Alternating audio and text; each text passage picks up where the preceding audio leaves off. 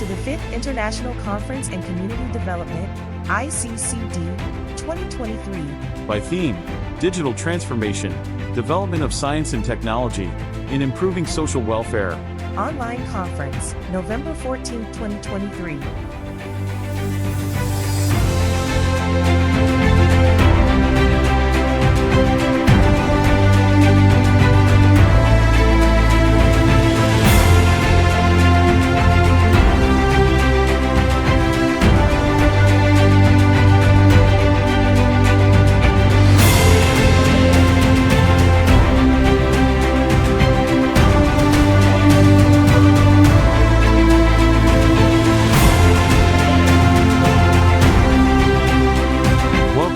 To the 5th International Conference in Community Development, ICCD, 2023.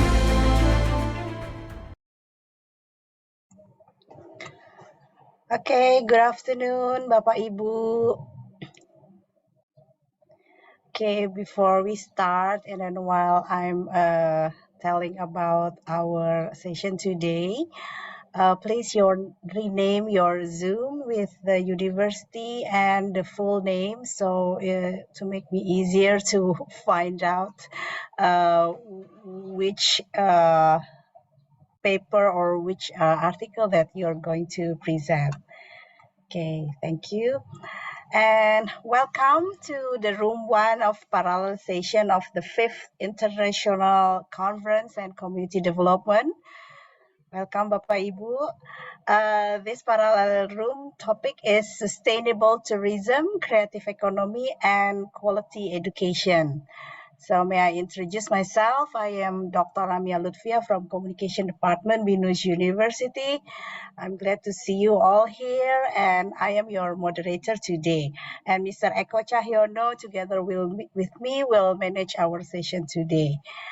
And as the moderator, I'm so happy to guide our session, our discussion. I try to make sure all the speakers can present well.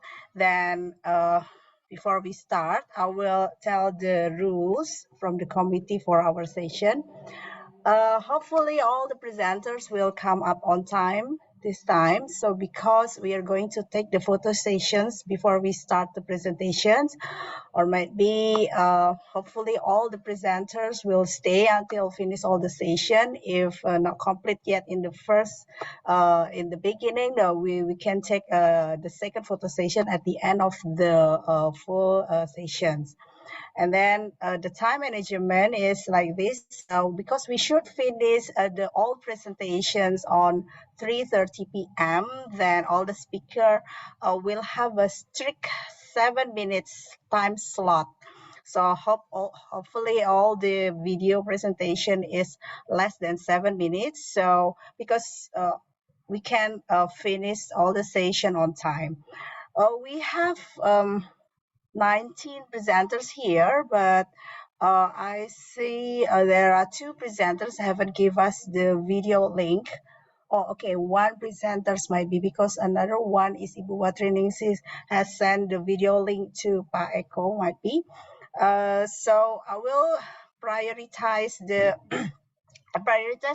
presenters already joining now, and then also another presenters that have the video links.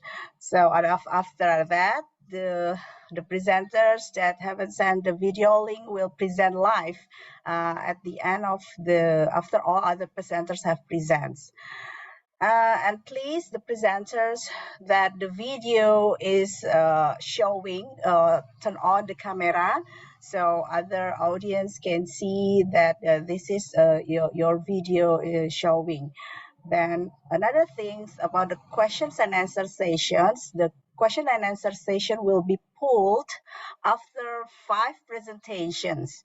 So please don't hesitate to write down in the chat box to ask questions to which presenters you're addressed to. So the Q&A sessions will be 6 minutes after 5 presentations. Then before we continue and start for the first speaker, is there any questions from the audience or for the presenters? Not yet, Doctor. Okay. No, I'm good.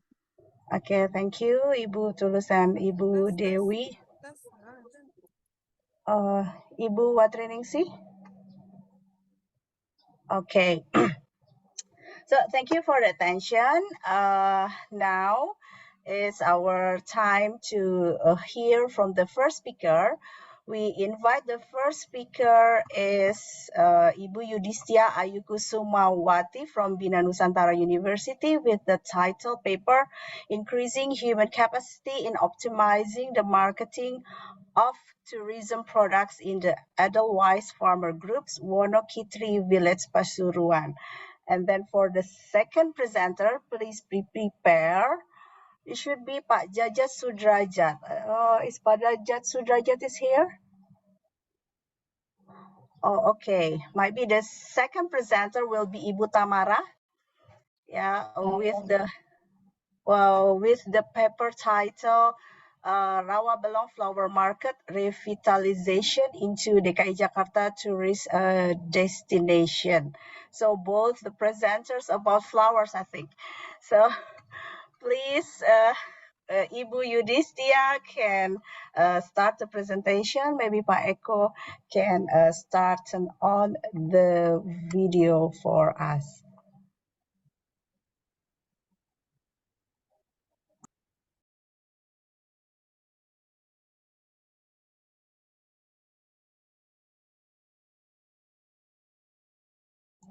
Okay. Is Pak Eko here? Oh yeah, all right.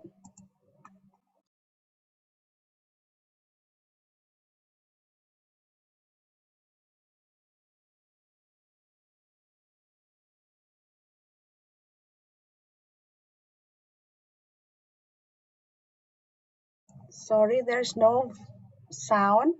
Might be pause for a while.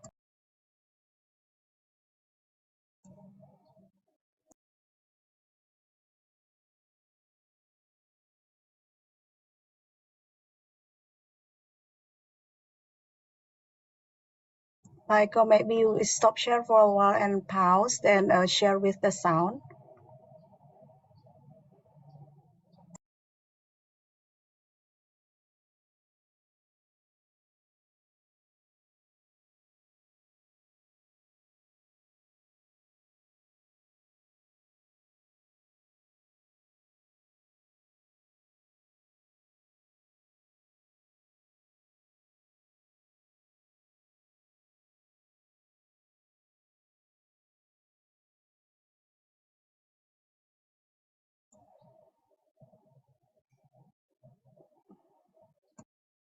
Sorry, Michael, still there's no sound. Maybe before the share screen that you have to click the sound share.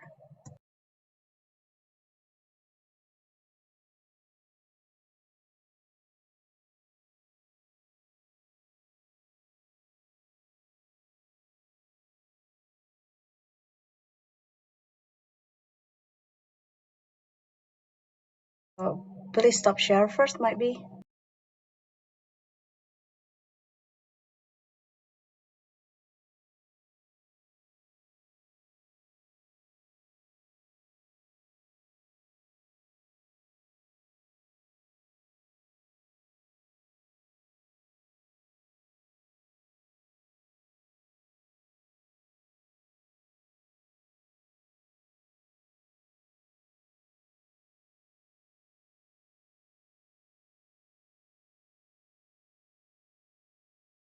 Marketing tourism services and other as a means of strengthening business.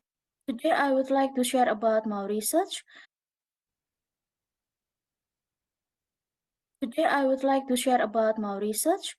The title is Increasing Human Capacity in Optimizing the Marketing of Tourism Product in the Edelweiss Farmer Group, WONOKITRI Village, Pasuruan.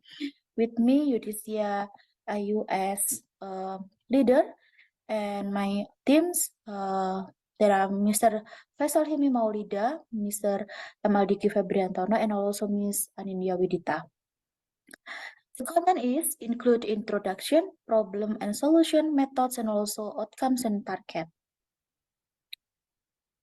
Situation analysis, the NBTS is one of the national tourism strategy area which located in 4 regions, Lumajang, Malang, Probolinggo, and also Pasuruan.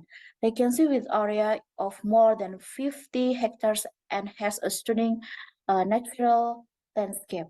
WONOKITRI Edelweiss Tourism Village is the only tourism village that presents Edelweiss flower as the main attraction, where the Edelweiss flower is a plant that is protected by law.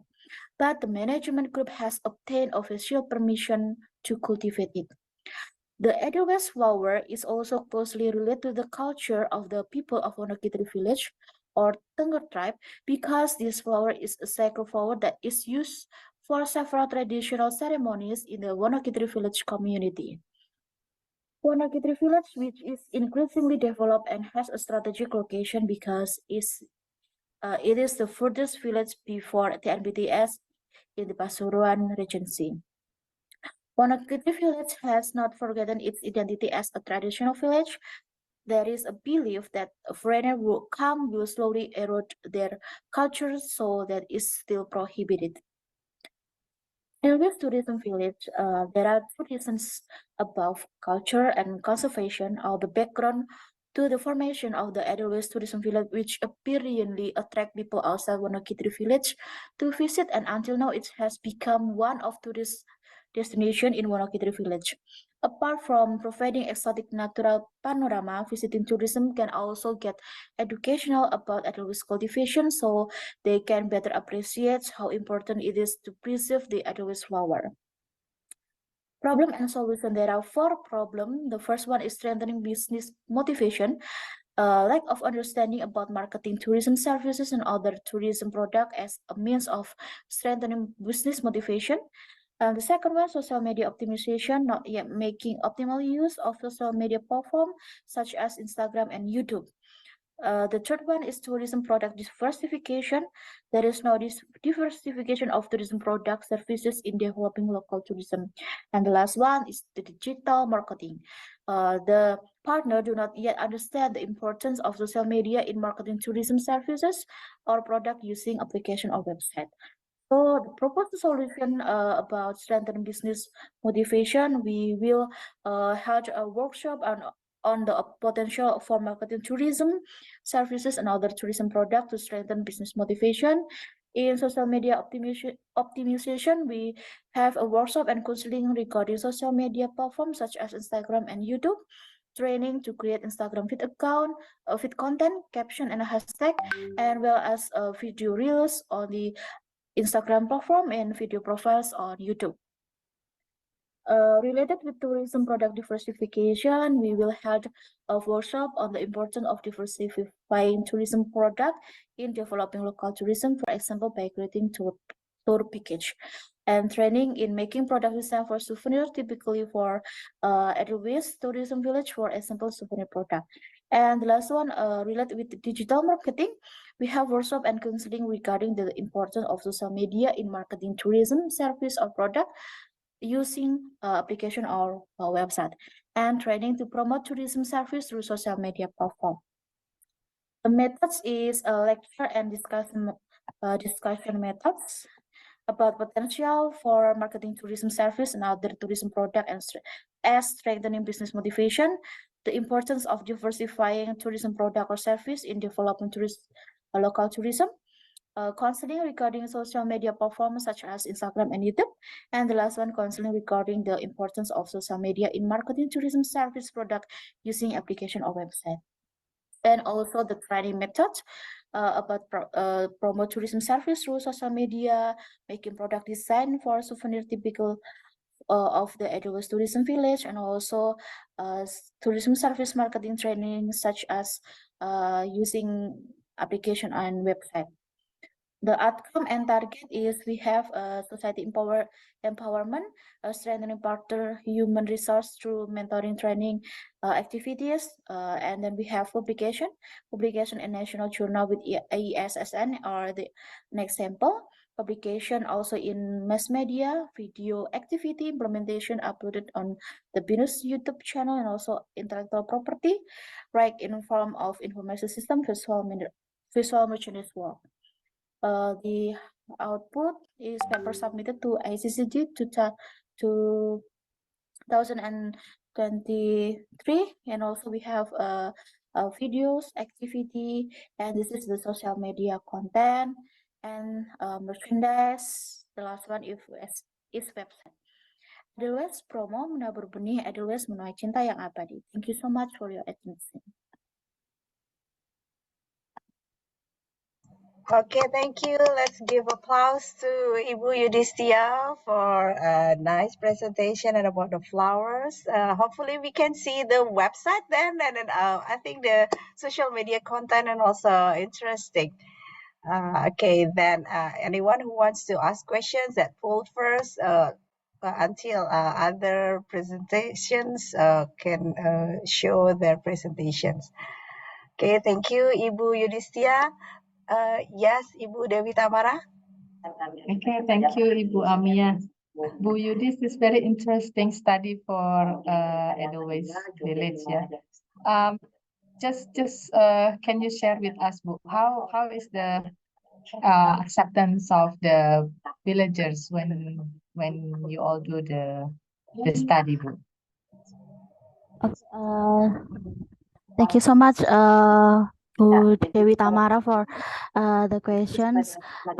Maybe I will try to answer your question first. Our target for this research is especially for the community who interested to develop the WONOKITRI village, especially for Edelweiss Tourism Park. I think they give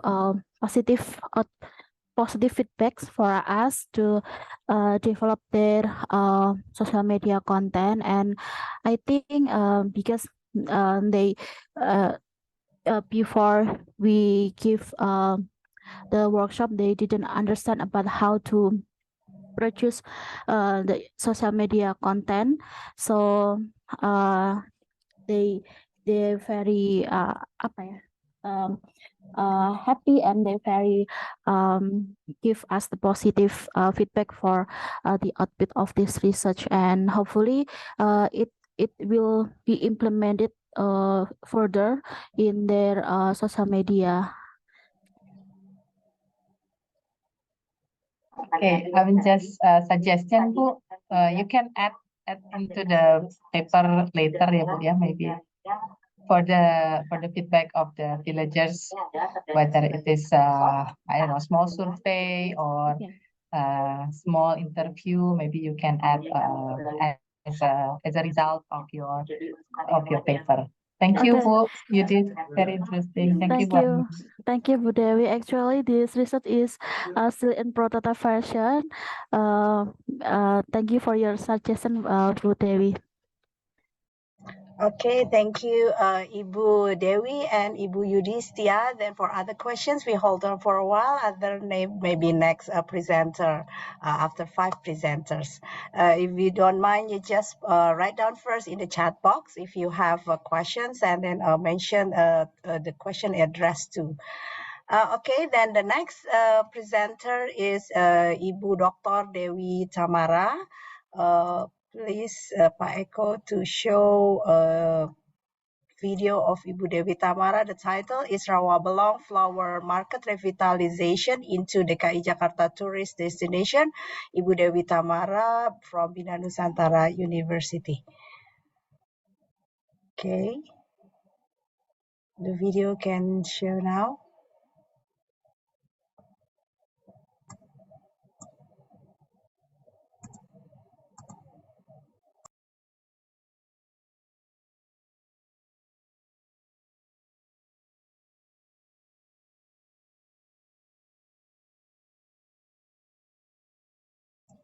Pak Eko?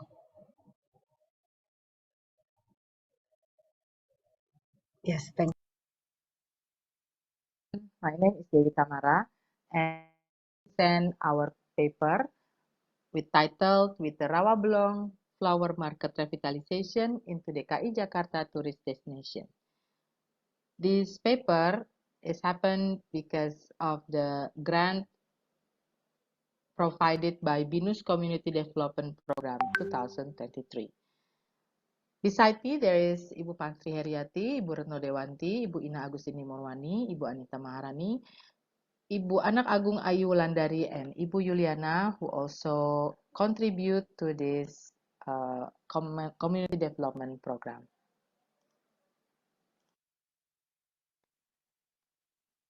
Rawabelong Flower Market is the largest flower market in Southeast Asia, with revenues of more than 15 billion rupiah per month and situated in Betawi at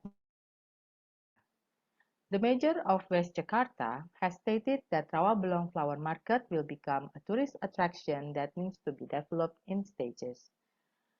The problem that is occurred in this flower market is how to manage the development of the surrounding area following commitment to concept about tourist destination, participation, awareness of local communities which are still low and incidental, the ability of capacity of each tourist destination according to its geographical location.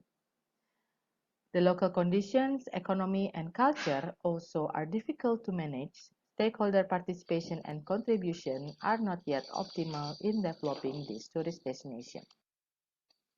So we formulate the problem as how to develop the Rawabelong flower market into a DKI Jakarta tourist destination. Problem solution. It can be concluded that there is a need to develop its solutions to problems with the aim of enabling traders in the Rawabelong flower market to increase their business and competitiveness. The problems that is typically faced by the traders that is priority of for a solution to be developed and implemented.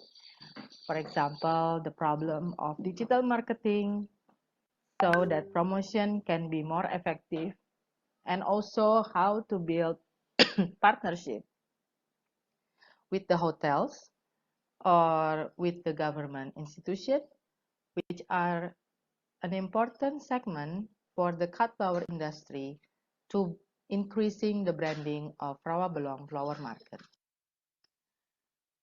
So there are three target output, which is brochure, digital, and also printed. The second is a digital marketing strategy and consumer excellence.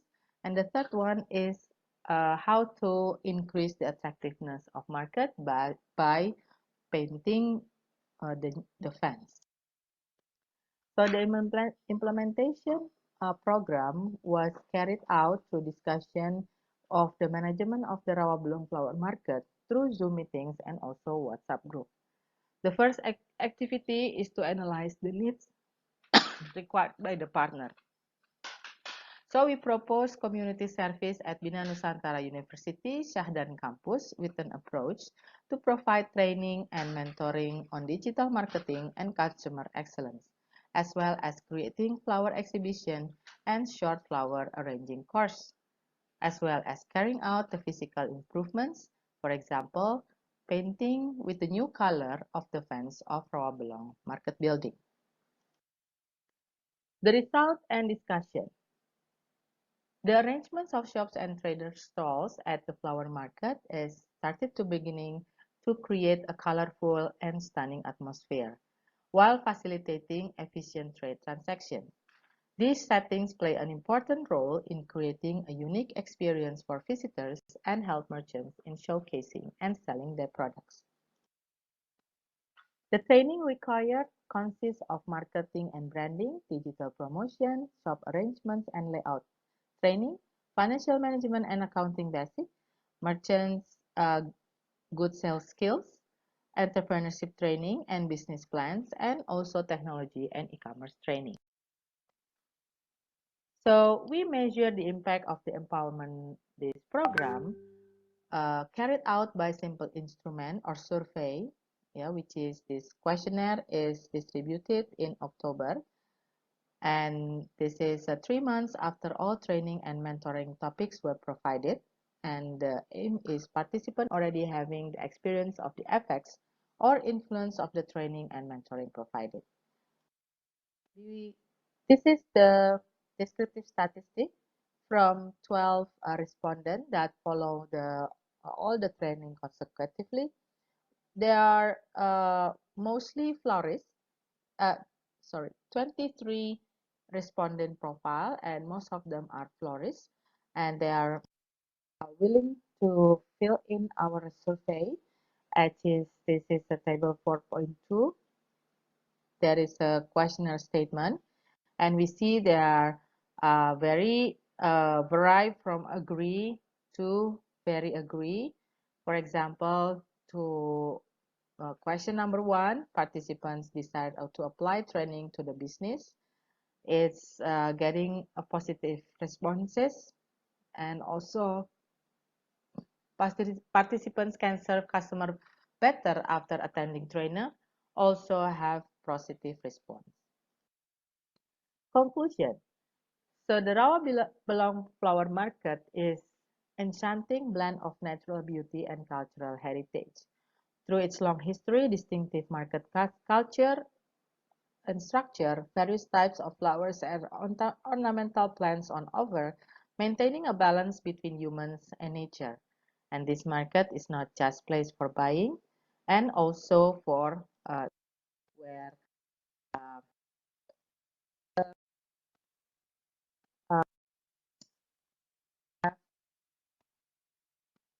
can have the uh, experience of this market. Okay, I think that's all from me. That's all from us. Thank you very much for your attention. Okay, thank you. Very nice presentation, Ibu Dr. Dewi Tamara. Then also the community development program is very complete, especially in the training sessions. Yeah, very complete. The branding and then also accounting and everything. That we have like 1 minute questions. Maybe anyone want to give questions to Ibu Dr. Dewi Tamara? The audience. Okay, because of the last part of the video presentation, Ibu Dr. Dewi, it's a little bit signal problem. What is that? It's the program that you done in the in the flower in the place in the community. Thank you, Amia. So I would like to show the photo actually for the last part, but I don't know why it's a breaking, and I think I already also have cough at that time, so maybe that's why it's disappear my voice. So actually, I would like to show what is our activity back then, and the situation of the flower market of RAWA Belong. And we also bought a lot of flowers after that, every time we do the training. It's interesting.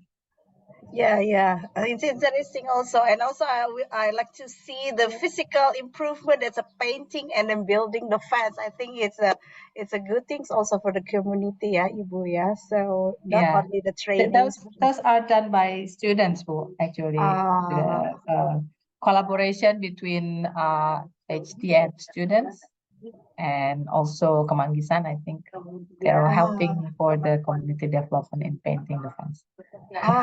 Okay, that's very good things that involve the students also to do the community development and community service. Okay, thank you, Ibu Dewi Tamara. Maybe the audience, the presenters want to give questions to Ibu Dewi Tamara, and Ibu Yudhistya can post the questions in the chat box, and maybe after 5 presenters, we can read the questions and asking to the presenters. So the third presenters, we continue. The third presenters, Ibu Azani Cempaka Sari is already here. Oh, okay, not yet. Then second, Bapak Achmad JAMIL is here. Okay. Doctor, sorry, Yes. okay. Ibu Azani is here. Oh, Ibu Azani is here. Yes. Okay, what can I see first? Okay, for Ibu Azani, then after that, with the title Higher Education Contribution in Promoting Sustainable Tourism Destination in Thousand Island, Indonesia. Ibu Azani is from Bina Nusantara University. And then to be prepared, the next is Bapak Ahmad Jamil is here already. Bapak Aprialdo Siregar is here. Oh, okay. Then Ibu Watriningsih already here, right? So after Ibu Azani, I think Ibu Watriningsih will perform the presentation. Okay, now we present Ibu Azani Cempaka Sari first. Okay. Okay, thank you, ma'am. Good afternoon, everyone. I'm Azani from BINUS. Today, I representing from our team, and I will present our paper. The title is Higher Education Contribution in Promoting a Sustainable Tourism Destination in Thousand Island, Indonesia.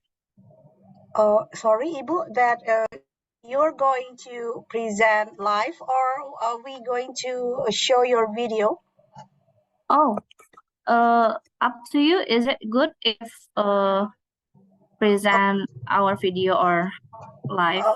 I think because you already gave us the link of video, and as the rules of these sessions is presenting the video, Okay. please, Pak Eko, to show the video of Ibu Azani Cempaka Sari. Okay, thank you.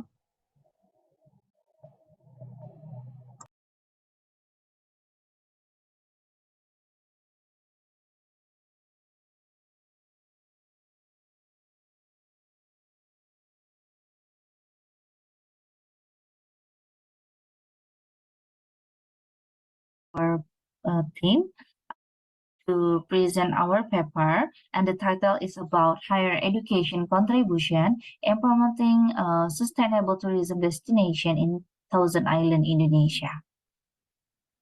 I would like to share screen our paper, and here we go. Okay. And sustainable tourism link with the environmental issue by providing green tourism services, ensuring resources saving, protection on natural environment, and is based on innovation in green services creation. Food became an essential vehicle which tourism destination development and contribute to community socially, culturally, and economically. Food culture can be able as branding element, culture identity, and marketing and place of branding. All at once, the challenges is developing sustainable tourism destination, its place characteristic, and its continuous process of creation and transformation.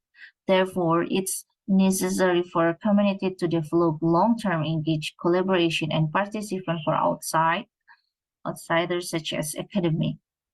This article aims to explore the role of higher education in promoting sustainable tourism destination in Thousand Island, especially in Pramuka and Panggang Islands.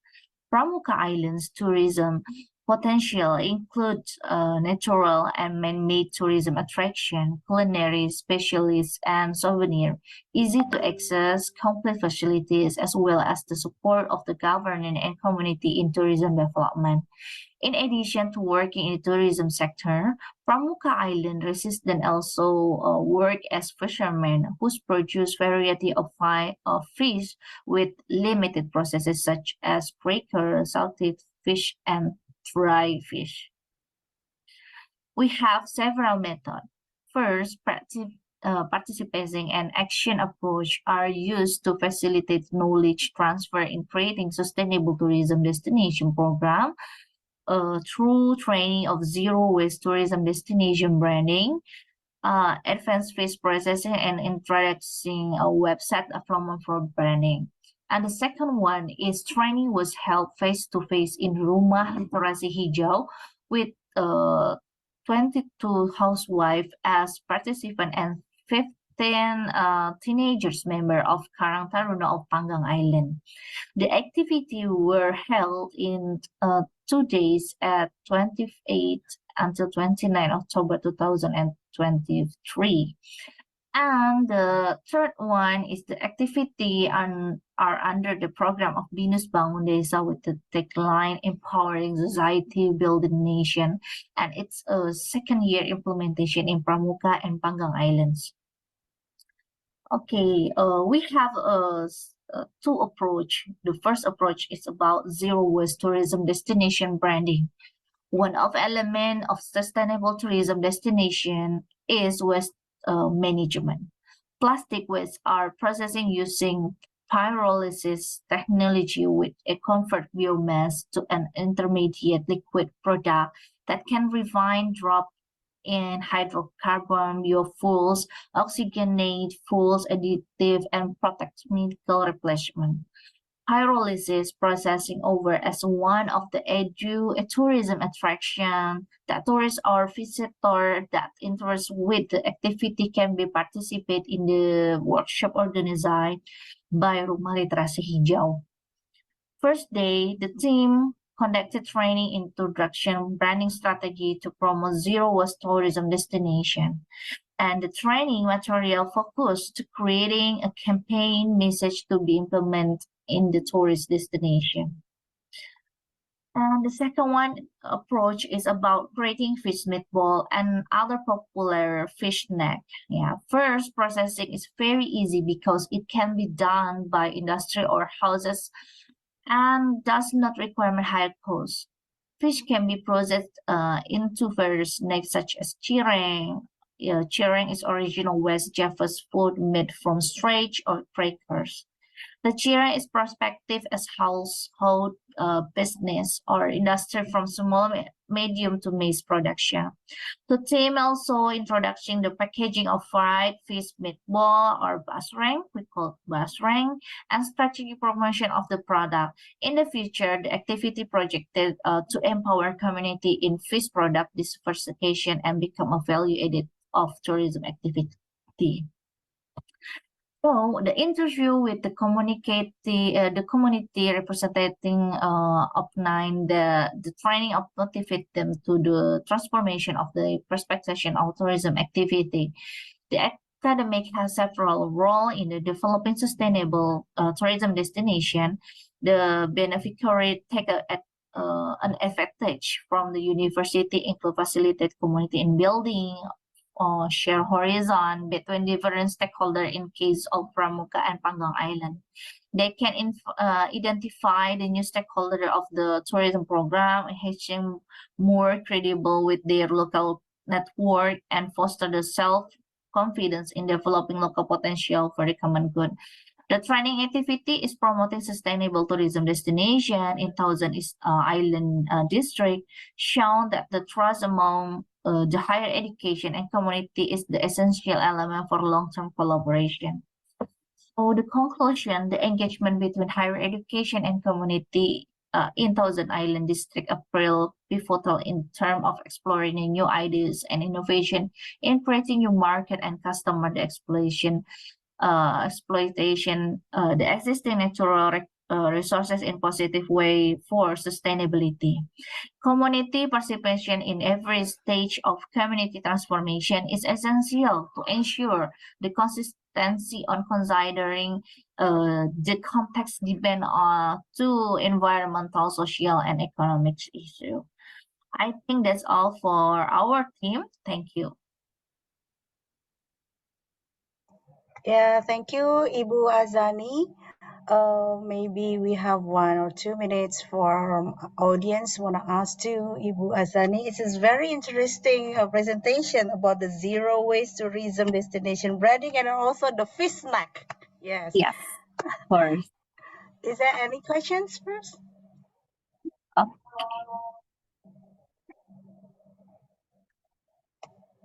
So Yeah, I think according to Mrs. Maharia, one of the people in Thousand Island, the challenges are natural and the challenges should be completed well, keep going and non-stop. and she said that the most important thing is to be healthy first, pay attention to good and healthy for food intake like that. So enough fiber, enough protein, enough vitamin to support daily activity. And by being healthy, we will be able to continue moving forward, moving for good, like that. I think that's all for our experience with Mrs. Maharia. Oh, Mrs. Maharia, this is in the Panggang or Pramuka Island? In the Panggang. Oh, okay, in the Panggang. I see that Ibu Tulus want to ask questions, maybe? So yes, Doctor, thank you for the opportunity. Hello, Ibu Azani. Thank you thank you for the presentation. Maybe because my my program also involves Karang Taruna, I would like to ask the engagement from your team with the Karang Taruna members in Panggang Island. Can you share with us, for example, maybe the challenges that you face, or maybe what is the main focal strength point that you can gain from Karang Taruna contribution in your program? So maybe I can copy copy the method and also the approach. Thank you, Ibu Azani. Okay, I think I think the engagement is important. One is important, for the communities. Karang Taruna becomes a tool for e-learning on the website, and maybe Mrs. Mariani is in here, one of the team of us. Maybe Miss Mariani can share about the how to engage and how the tips. Please welcome Miss Mariani. Is there in here?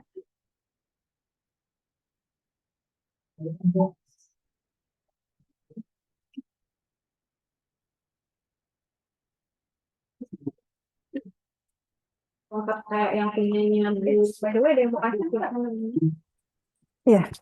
Okay, thank you, Miss Azani. Maybe I want explain about contributes BINUS in community development in island, Pramuka Island, and we are support for training and workshop for community or Karang Taruna, so teacher and everything in the island. And what activities use for community development? So I use application technology or e-learning for tourism, and we always collaboration for make or use application another activity, maybe in the island. So we improve to enrichment for knowledge on everything. Yes. And maybe next we must collaboration another government or another community. Thank you. Okay, thank you, Bu Marni. I think I would like to conclude, Ms. Tulus.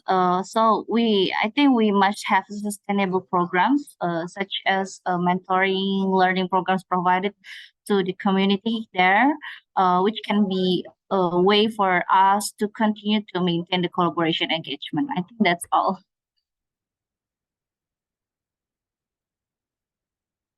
Is it? Okay. Is that answer the questions, Ibu Tulus? For now, I think so. Later on, maybe I can have her email in the book reference. Okay. Thank you, Miss Tulus. Thank you, Miss Mariani. Thank you, Miss Amia. Thank you, Thank you.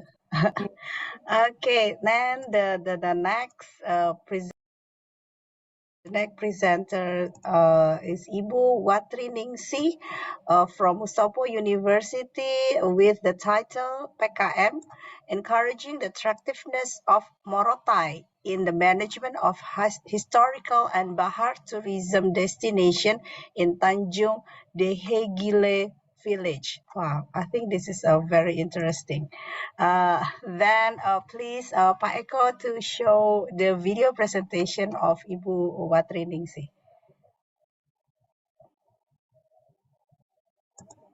CCD Professor Dr. Mustafa Bragama. I have a presentation about my research with title Encouraging the Attractiveness of Morotai in the Management of Historical and Bahar Tourism Destinations in Tanjung Dehejila Village. Introduction. Tourism in Indonesia is an important economic sector in Indonesia. In 2021, tourism ranked second in terms of occupying foreign exchange receipts after oil and gas commodities and palm oil. From January to October 2022, the number of foreign tourists visiting Indonesia reached 392 million visits, an increase of 215.16% compared to the number of foreign tourists in the same period in 2021, which was more than 94 million of grew by 7.5% compared to the previous year. Morotai is Regency as one of the tourist destinations that has the potential for natural and cultural tourism that has the potential to be developed into an attraction for tourist visits, both domestic and foreign tourists. Tourism potential possessed by Morotai Island Regency such as underwater beauty with its wood of coral reefs, the charm of the wreckage of warship and combat ships that sank during World War II, the silence, remoteness, and peace of the beach, and the exoticism of the beautiful beach. Introduction.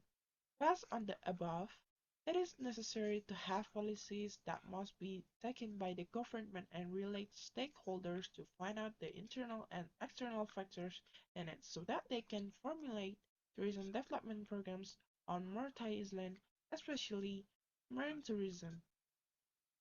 It is expected that the potential of marine tourism in Morotai Island destination is developed in a planned manner in the long term in order to support the economy of the Morotai community and for the advancement of tourism in North Maluku province. Method. As a village whose status is as an area that has natural tourism resource in Morotai Tanjung Dehejala Regency, Dehejala village actually needs touch and supports from all parties. So, efforts are needed to drive Tanjung Dehejala tourism management. The choice of Tanjung Dehejala Morotai Regency is because it remembers the beautiful sea tourism in the Morotai Islands in Tanjung Dehejala Morotai Regency. The selection of tourism management of Tanjung Dehejala Morotai Regency is expected to produce new tourism destinations, thus creating jobs and growing the economy of the community there. The target audience that needs to be involved in community service activities can disseminate the results of activities to other target audience members are all youth choral cadets in Tanjung Dehejala Village, Morotai Regency. Tanjung Dehejala cadets will be involved to get socializations in community service programs. Results and discussion. First stage. Socialization on the need for Tanjung Dehejala tourism management as a tourist destination for Tanjung Dehejala Village, Morotai Regency. Things that will be conveyed in socialization activities include 1. Provide information about the environmental conditions of Tanjung Dehejala Morotai Regency. 2. Provide information about the importance of Tanjung Dehejala tourist destination management. 3. Establish a strategy for the management of Tanjung Dehejala tourist destination in the hope of providing more economic benefits and stimulating youth and the community to take care of and preserve Tanjung Dehejila Morotai Regency as a beautiful tourist area. 4. Identify potential tourist destination of Tanjung Dehejila. Second phase, Tanjung Dehejila Management Movement of Morotai Regency. The content and material about the Tanjung Dehejila Village Management Movement of Morotai Regency was carried out in 2 stages. The first stage is to prepare the location of tourist destination in Tanjung Dehejila Village with place that will be used as tourist destination both marine tourism and historical tourism in Tanjung Dehejila Village. After the location of Tanjung Dehejila Village tourist destination is prepared, the second stage is to start management activities for Tanjung Dehejila Village tourist destinations. It is plain that Tanjung Dehejila Village tourism management activities are carried out by categorical groups and local community as partners and supported by students who have potential in the field of environment and tourism. The purpose of involving students, among others, is to assist in the evaluation process and post-activities assistance. In addition, more Thai Pacific University students are also invited to participate in the management of Tanjung Dehejila Village tourist destination. The results of the surface activity is that cadets and the community understand the importance of the Tanjung Dehejila Village tourism destination management movement and the importance of managing a productive Tanjung Dehejila Village tourist area. With this activity, the environment of Tanjung Dehejila Village will have more tourist attraction that can attract more tourists both domestically and abroad and can further strengthen its status as marine and historical tourism destination village in Morotai Regency. This surface activity will then be able to provide additional income for the community in the long run. The community can generate additional income from Tanjung Dehejila Village tourist destinations. The community will be more enthusiastic in caring for beautiful tourist areas, both marine and historical, in Morotai Regency, because the results will be felt later. Conclusion. People in Tanjung Dehejila Village already understand that the movement of cleaning and beautifying the Tanjung Dehejila Sea area in the Tanjung Dehejila Village, Morotai Regency is a very positive and beneficial thing both in the short and long term. The movement of marine area management in Tanjung Dehejila Village began to be carried out massively and did not seem sporadic because previously mapping had been carried out on the importance of managing the Tanjung Dehejila marine area in Tanjung Dehejila Village, which will be used as marine and historical tourist destination. Conclusion. Marine area management activities in Tanjung Dehejila Village are expected to help in add to the beauty and cleanliness of Tanjung Dehejila Kabupaten Morotai Sea area, increase household income and strengthen the status of Tanjung Dehejila Village as a concept of marine and historical tourism in Morotai Regency. Thank you. Thank you, Ibu Watriningsi. I think this is a very interesting presentations, and I think we have takeaways here that this the community program, community development program that's involving the local university students. Yeah, that's I think we can learn from your team. Yeah, Ibu Watriningsi. That's Mustafa University. Collaborate with the Morotai University also and involving their students also. So the local people also can together develop and involving in your program. Yes, 1 minute questions. Maybe anyone want to give questions to Ibu Watriningsih?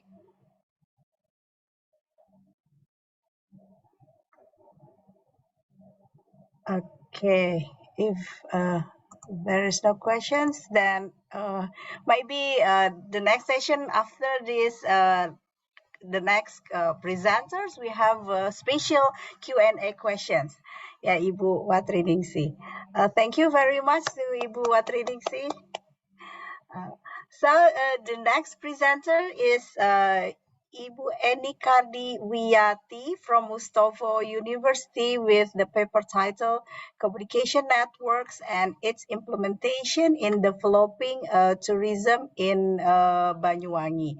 Then after the session of Ibu Enikardi Wiyati, we have a question and answer session for 5 minutes. Then Ibu Enikardi, Pak Eko, please show the video of Ibu Enikardi Wiyati.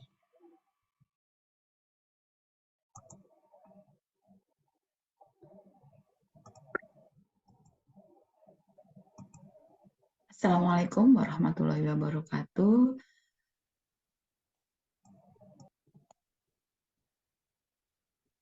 This is the paper in communication network and its implementation in developing tourism in Banyuwangi, presented by Yoshor Tamelia, Enika Dewiati, and Muhammad Saifullah.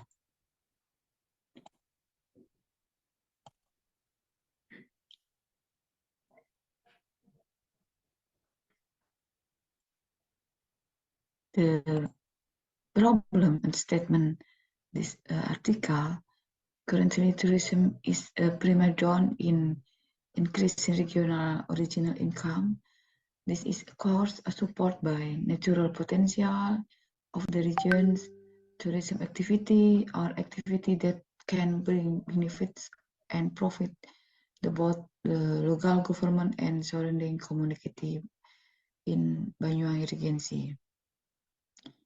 The Banyuwangi Regency government has made tourism a leading sector to support the regional economy. The Banyuwangi Regency government has made tourism a leading sector to support the regional economy. For the reason, the importance of a communication network to tourism actors in development tourism potential in Banyuwangi. What is the role of tourism actors in the communication network and how to analyze communication network patterns among tourism actors in Banyuwangi? Framework this paper, the relationship existing between individuals consists a network. In the communication process, a network is formed which will later form a pattern. This research will map the communication networks pattern tourism actor in Banyuwangi.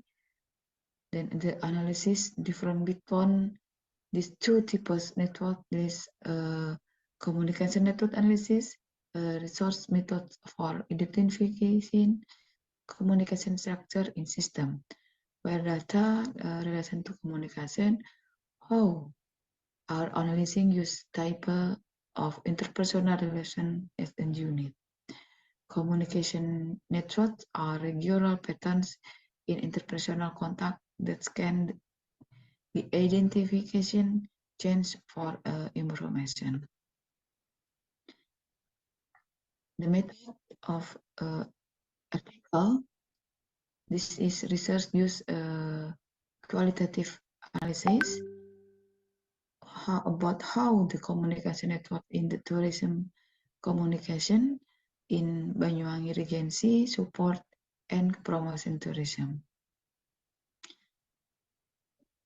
A group that understands meaning to tourism, intelligence group on a tourism group that carry out implementation activity group and indigenous communication institution. The result and discussion in ethical communication between stakeholders is important development tourism in Banyuwangi Regency sustainable manner. Communication between stakeholders or network consists in individuals who interact with each other, the patterns. The relationships that exist between individuals consist a network. In communication process, a network is formatting which will matter from the patterns. Communication reports analyze function, it describes communication pattern and the roles of actors in the by knowledge the pattern and roles in the network communication will be more activity so that I'm and considering message will be more effective. The result of the research show there are three actors who play important and potential roles in increasing the existing of community. Well, in network format in tourism community in Banyuwangi, there are 5 actor roles, namely stars, opinion leaders, relation, and isolate. The communication pattern formed by tourism actors, we start have the where its pattern is almost similar to sexual communication. The result and discussion next. The behavior its message given show effort to share opinion, ask each other equation, and provide suggestion, research agreement, research tension, and behave in friendly manner leading to serving similarly and function important roles development tourism in Banyuwangi building. Conclusion in study based on the analysis, it is concluded in the first. The rule of communication network consists of opinion leaders, keepers, cosmopolites, isolate, and colleagues. Second, the communication flow process of tourism actor is delivery into 3 directions according to the structure line. First down, communication with is also used by the tourism office to convey information to tourism actors.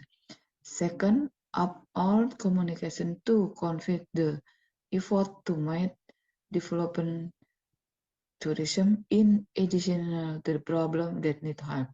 Ideas that have a positive impact and tourism progress and conflict between value communication.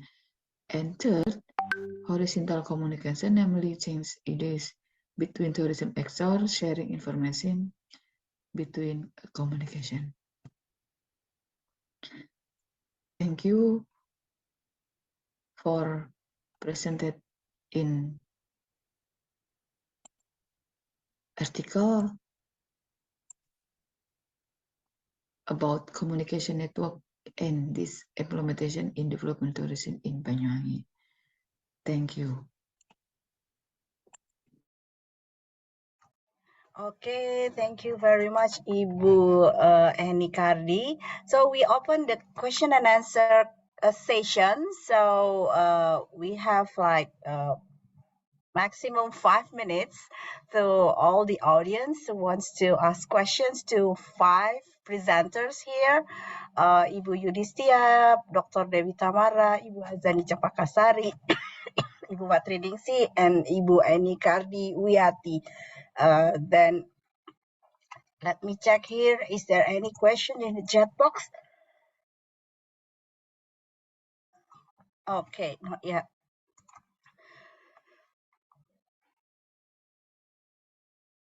And please don't hesitate to raise your hand with the icon reaction if you want to ask questions, Bapak Ibu.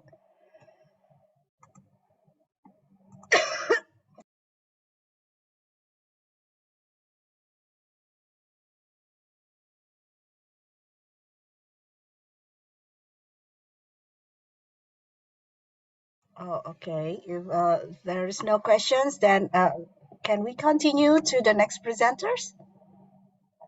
Okay. Then the next presenters is Ibu Ririn Wulandari is here ready. And then Bapak Aditya Pratama Nandiwardana is here ready. Ibu Ririn Wulandari. So let me see. Okay, not yet. So we can skip Ibu Ririn. Bapak Aditya Pratama Nandiwardana.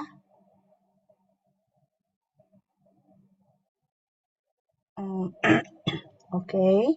Then we skip to Ibu Asri Raditanti. Ibu Asri, I think I saw Ibu Asri before. Is Ibu Asri is here? Oh, yes, Ibu Asri. And then after Ibu Asri, Ibu Melia Ariani is already here. Okay, not yet. If after Ibu Asri, then I think Bapak Andrea Abdul Rahman Azki. Oh, yes, Bapak Andrea is already. So, yeah. Then Ibu Asri first with the from Bina Nusantara University with the title Packaging Redesign to Strengthen MSME IRA brand image as qualified chip snack home industry product in Malang Raya. And then also Pak Andre, title is Alternative National Insight and National Defense Education Application for High School Students. Case study SMA Upentek 1 Tangerang, Bapak Andrea from Budi Luhur University.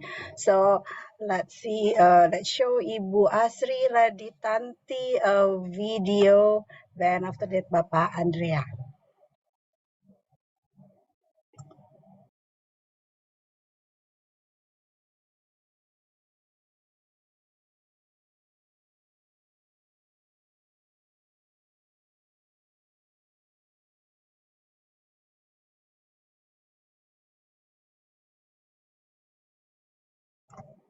Pak Eko, please show the video of Ibu Asri.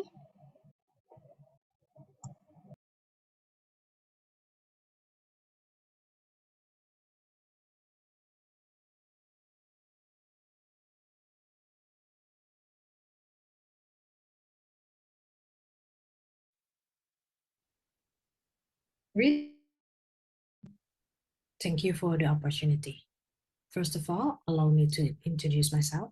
My name is Asri Raditanti from Binus University, and today I would like to present our paper entitled Packaging Redesign to Strengthen MSME IRA Brand Image as Qualified Chip Snack Home Industry Product. Introduction. Started in 2010, IRA is still surviving until today, even after the hardship of the COVID-19 pandemic. IRA main business is producing various kinds of chip snack using Malang Raya's local fresh produce, which fine quality is already widely known.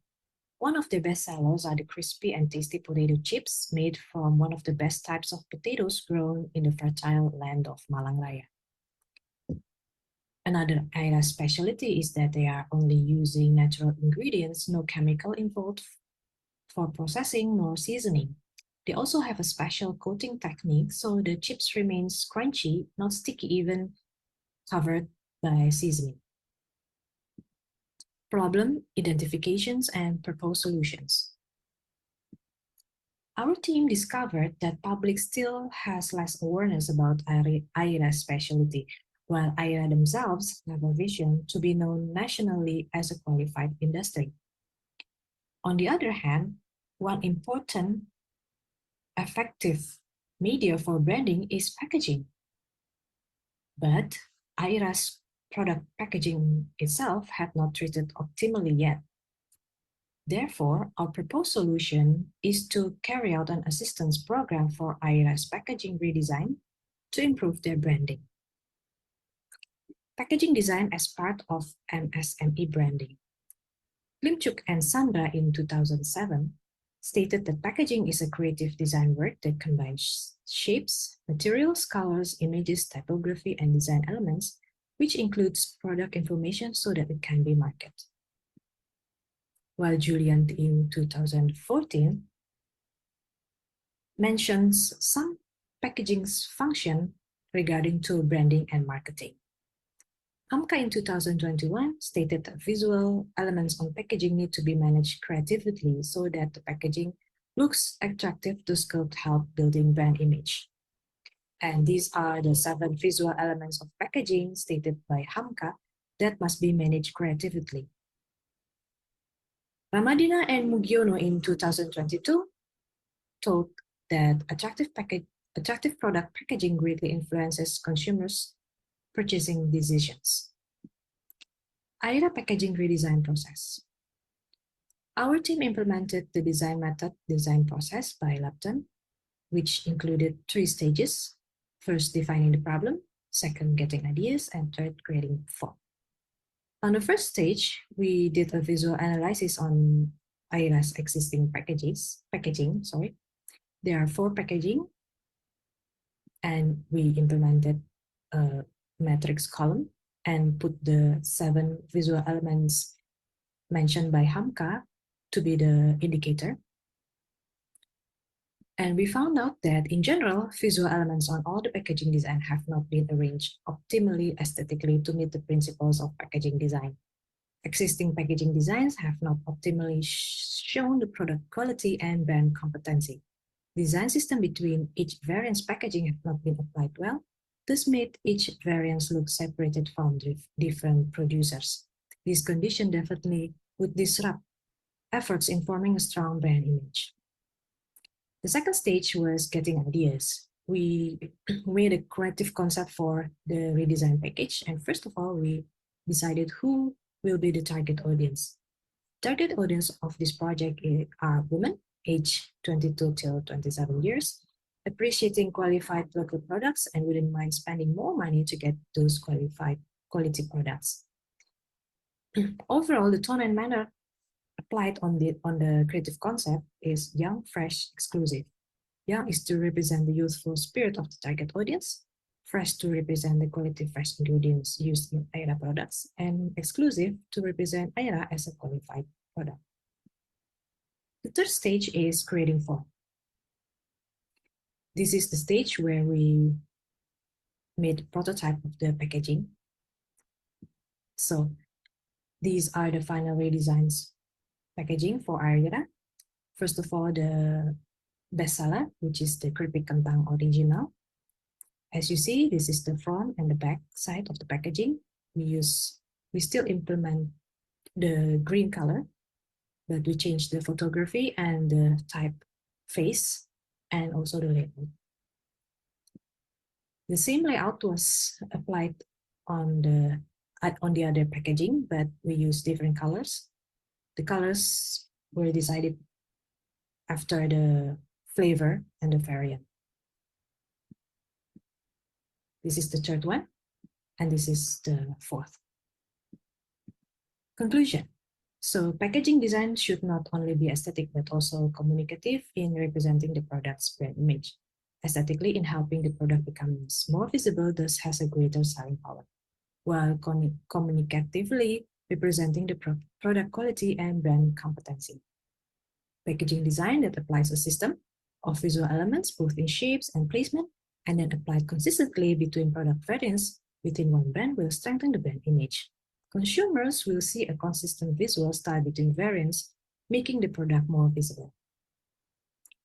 Results of this program are expected to strengthen AIRA's brand image to attract more potential consumers so that AIRA becomes much more productive and economically independent. Thank you.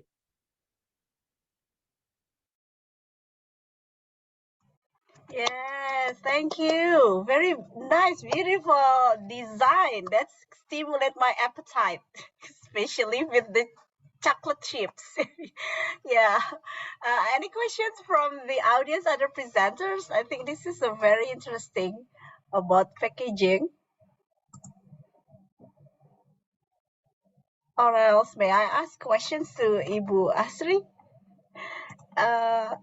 it is how to maintain the beautiful package. I think the design and everything to make the producers, the small business, the IRA business can produce next time, can produce themselves next times. I think the design beautiful and also the material also. I think it's quite expensive, is it, or how you can maintain this for the next? Okay, thank you for the question, Ibu Amia. Is my voice clear because it's raining hard here? Yes, it's very clear. Okay. Well, actually, for the first step, we have already helped the MSME to produce already 500 exemplar for the bestseller, and for the next step, perhaps well, hopefully by helping producing the only the bestseller, the green one, if you remember, hopefully you could help the selling, and so will help them economically independent, and so the next one, the next packaging should be, yeah, hopefully produced by themselves, but the design is already is ready to produce. The price is not really expensive. The price of the packaging, I mean, it's still could go with the what do you call it? With their budget.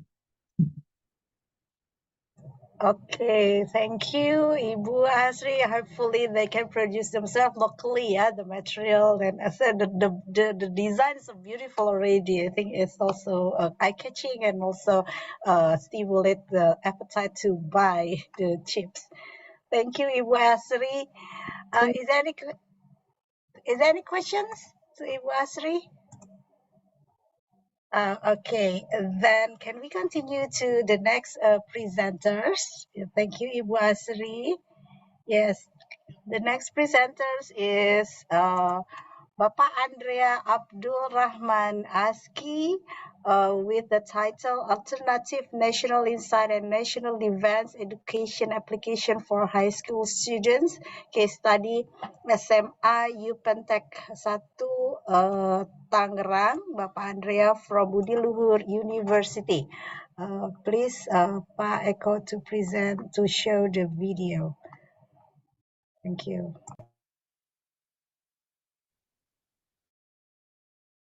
Hello, greetings.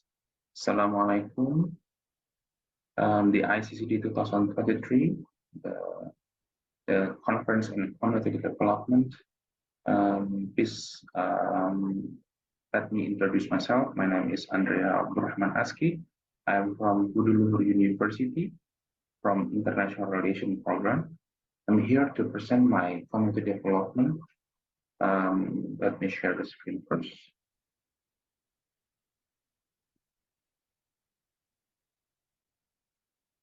If you really see the screen, my topics in this moment is alternative national insight and national defense application for high school students in case studies for Fintech 1 High School in Tangerang.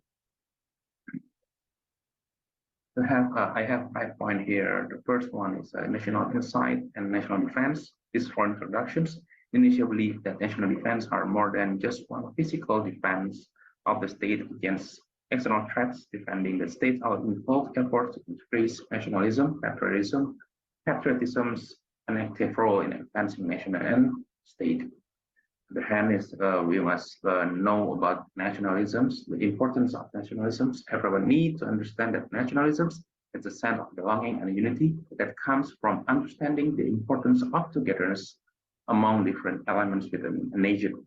It's a shared feeling that resides in the heart of individuals living in a country. Our base of our topic is in here, the law number 23 at 2019. The management of national resource for national defense.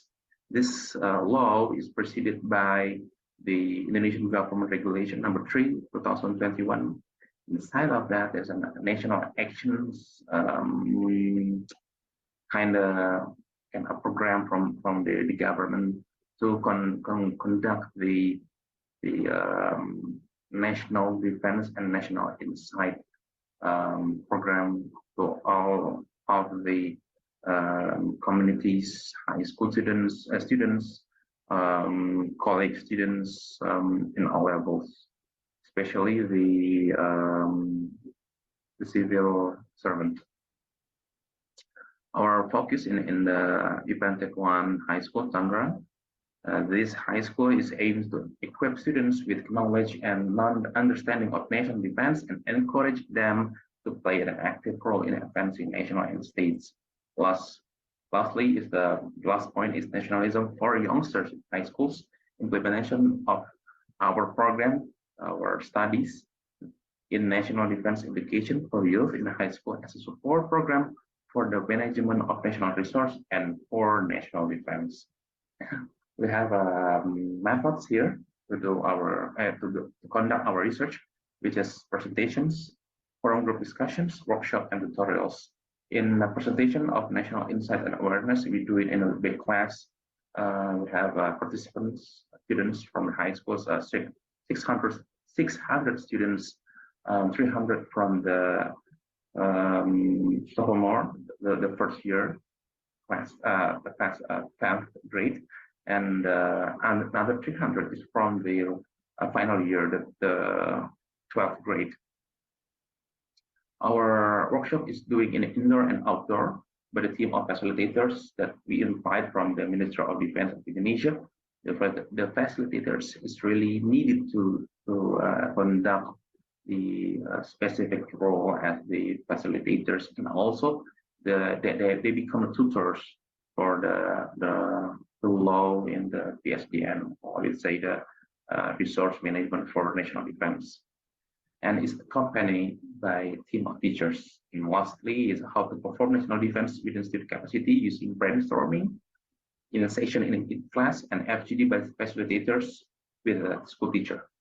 And we do games in outdoor and indoors, which consists team buildings, discipline leadership tutorials, and lastly, motivational sharing session.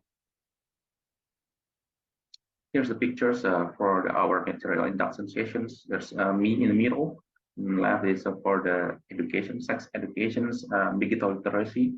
That's Miss Anggun, and on the right is Mr. Shahul. He's going to conduct the national insight. On your right or on your left in my screen is the indoor and outdoor interactive games. Here's the Army personnel from the Ministry of Defense become facilitators and the headmasters of the Ipantek 1 high schools, and the kids playing leadership and role playing. We have a result. These students is eager to and they comprehend excellently the material related of national defense. We outline how well the students have grasped the concept, principles, and importance of national defense in the context of their educations. And another thing, we evaluate how effective they have applied their knowledge of national defense in real life situations and scenarios. And after a summary, the assessment showed that most participants have excellent understanding, and with some of them falling into category of advanced material understanding with application with applicable critical ideas. These are the tables from the percentage. So we have 2% from 600. Correct me, from 300 students from the final year, 12th grade. So we have the most critical one, and have a advanced material understanding. Lastly, this event photos, and we're going through the. There's another one. Yeah, there's the team, the teachers from the Ministry of Defense, and also the facilitator from the University. We also include, and this is the sharing sessions and leadership sessions with the Ministry of Defense personnel. Our conclusion is the several fundamental education of national insight and national defense is important to shaping character and awareness of the nation and state among students. This is emphasized in the law number 23, 2019. And we know the importance of national and state awareness, loyalty to Pancasila as ideology, and readiness to sacrifice for the sake of nation and states. National Insight and National Defense Education Program at the Yupantek 1 High School in Tangerang, called Pekabara, they have named theme, has succeeded in achieving its main goal, marvelously, which is to build awareness of national defense and love for their homeland among the students. Thank you very much for listening and seeing my presentation. See you in ICCD presentation 2023 and 14th of November 2023. That's the end of the presentation. Thank you very much. Salam and see you soon. Bye-bye. Yeah, thank you very much, Pak Andre Abdurrahman Azgi. Yes, it's very interesting.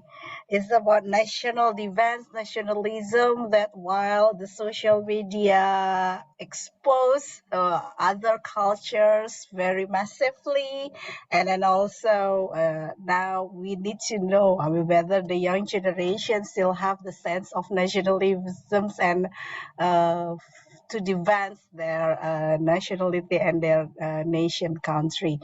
Is that any questions from the audience? Other presenters? Okay. Can I ask questions, Pak Andrea? Is there any new insights from the high school students? What are they think about this nationalism, whether it is still important, or other unique voice from them about advancing the nation, advancing Indonesia, and the sense of nationalism? Is there any? Yeah, thank you very much for the questions. I think at first we in the team from the Buduluhur, from the MOD, Indonesian MOD, the teachers. At first we feel that maybe the students, the sophomore, the first grade and the third grade not really participating. They're not really engaging, but in the day when we launched the event, most of the students is very eager. They're very active, and there's a percentage that 2% in the 600 students that following this event is showing deep interest and really what we call very they have alternate and more creative than us, the teachers and the lecturers that giving them the material. So for me, it's a big shock for me that they know more from they have deep understanding. They think very detailed about our material. So we conclude that most of the kids we have really high hopes for them in next or 5 years. They will become true leaders, because this not only conclude some high schools in Tangerang area, but I feel that I'm positive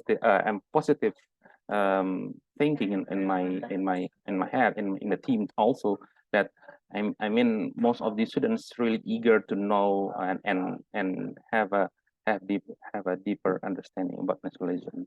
So I think it's a positive thing to exactly know that the youngsters in high schools really comprehend the material. Okay, thank you, Pak Andrea. This is I'm very happy to hear that they still have awareness and they still have interest in about this nationalism. Yes, it's very nice, and also the involvement, and then they are also engaged also in the program. Yeah, that's very nice to hear about that. Okay, thank you, Pak Andrea. And the next presenter is Ibu Islamia Kamil. Is it Ibu? Is that right? Is Ibu Islamia Kamil is here? Oh yes, Ibu Islamia Kamil is here. And then after that, the next is Pak Wahyu Sarjono. Pak Wahyu Sarjono is here? Okay, not yet here. Then we can skip to after Ibu Islamia to Ibu Desi Sunarsi. Is Ibu Desi here? Ibu Desi, oh, Desu or Desi Sunarsi Usaid.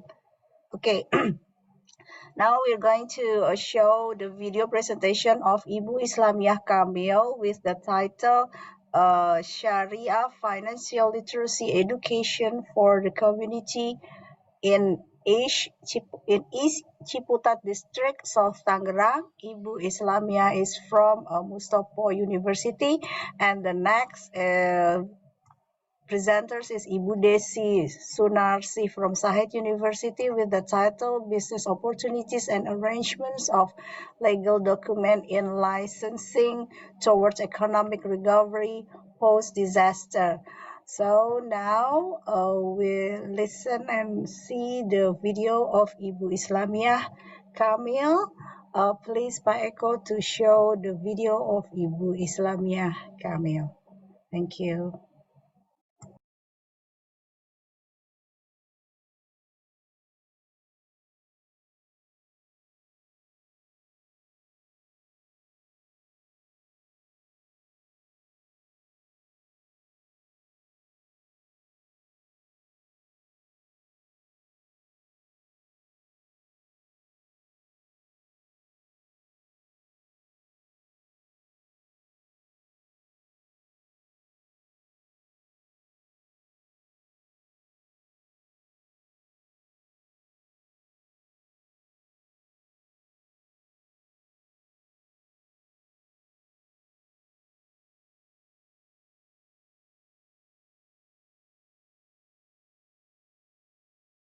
Pak Eko, would you please to show the video of Ibu Islamiyah Kamil?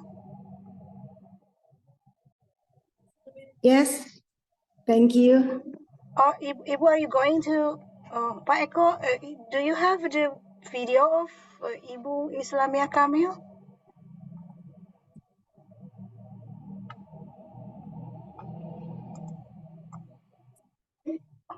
Okay, we wait for a while. Pak Eko will prepare for the video of Ibu Islamiyah Kamil.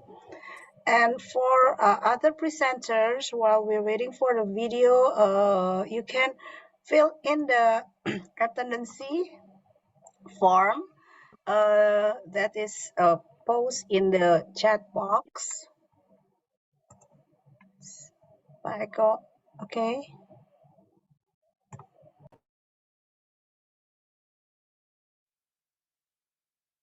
Yes, here it is. Assalamualaikum warahmatullahi wabarakatuh, ladies and gentlemen.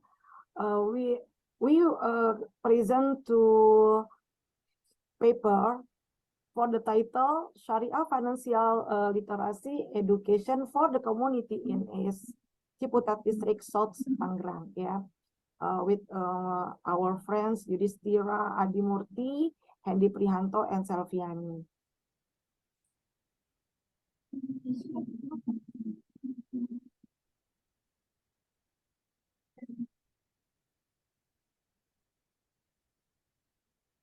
Background for the paper: insight is Islamic financial literacy reflect of deep understanding of Islamic economic principle and financial context. Islam places moral and ethical value as the basis for every financial activity, including business.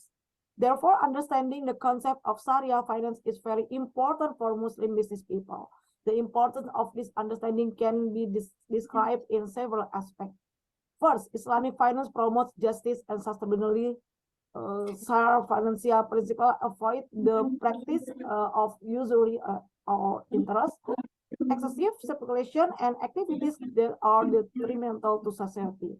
In this way, business actors who understand Sharia finance and can build fairer and more sustainable business. Second, Sharia financial literacy provides a moral basis for making financial decisions. The Islamic financial concept emphasizes transparency, integrity, and social responsibility in every transaction. Business actors who have this understanding will tend to make more ethical and responsible decisions. In managing finance wisely and sustainably, business actors can apply Sharia financial principles. Some key principles include just one, avoid user interest. The main principle of Islamic finance in the prohibition on usury. Business actor can look for alternative financing that does not involve interest, such as mudharabah or musyarakah financing. Two, transparency and fairness. Sharia financial transaction must be transparent and fair. Business actor and can ensure that every transaction is carried out clearly and based on the principle of fairness. Three, sustainable investment. An understanding of sustainable investment in the context of Islamic finance and can help business actor choose a project or asset that provide long-term benefit without harming the environment or society. And four, social responsibility. Sharia financial principle encourage business actors to pay attention to social responsibility. In managing finance, they can contribute to the welfare of society through the charity activities for social programs. And based on the result of observation, the main problems that will be solved solution through this activity for program include Sharia financial literacy is still low in a society. Two, the public does not yet have sufficient understanding about Sharia banking. Three, the public does not understand much about the contract and product offers. For the method, this community service, alternative solution to overcome partner problem are carried out through mentoring using two approaches. Namely, the classical approach in the individual approach. The classical approach is applied in the state and delivering Sharia financial literacy material, while the individual approach in use as the evolution stage. Implementation of the service activity involves several stages. We are detailed as follows: initial and preparatory activity, implementation or activity, and activity evaluation. To resolve any discussion with the table evaluation result community service activities, before people that do not yet understand Sharia finance and the difference between conventional finance and finance. After the public already understand Sharia finance and different finance conventional with Islamic finance. Before, the public does not yet know about the types of contract and Sharia banking product, and after, public already know about the types contract and bank products Sharia. This documentation, Sharia financial literacy education community service activities. The community service activity is a collaboration between a faculty of economic and business, Professor University Dr. Mustopo, with FEB Muhammadiyah Universitas Jakarta, and the Faculty Business on Social Science Dia Nusantara University, and West Alda Ciputat Timur District Office, so Tangerang, with educational program that have been implemented to increase Sharia financial literacy, which have not been optimal in raising the community in S Ciputat District, South Tangerang. This is my our documentation about where's explanation of Sharia financial literacy educational material. For the conclusion and suggestion, the implementation of community service activity as Ciputat District South Tangerang to play successfully and in conducive atmosphere. This activity succeeded in increasing the small business community understanding of Sharia finance, including the difference between Sharia finance and conventional finance, various steps contract in Sharia finance, and well as term related to Sharia finance. It is important to continue the activity and ongoing basis for the entire community so that their understanding of Sharia finance increase. This includes understanding the difference between Sharia, conventional finance, various types contract in Sharia finance, and later given to the significance of this activity. It is recommended to prophetically expand to scope and the target audience. That's my present to my paper, our paper reference. Thank you so much. Ladies and gentlemen, Assalamualaikum warahmatullahi wabarakatuh. Waalaikumsalam warahmatullahi wabarakatuh. Yes, Ibu Islamiyah Kamil. Thank you. Yeah, thank you very much. It's very interesting about little bit different, yeah, now about the financial before other things, yeah, about the financial things like now. That maybe some audience, other presenters that from the financial background would ask ask questions, or maybe non-financial background, finance background that want to ask questions here. So Ibu Islamiyah Kamil.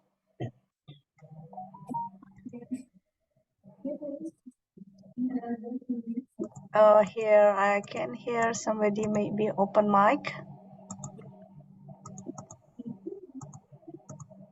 Or may I ask questions to Ibu Islamiyah Kamil?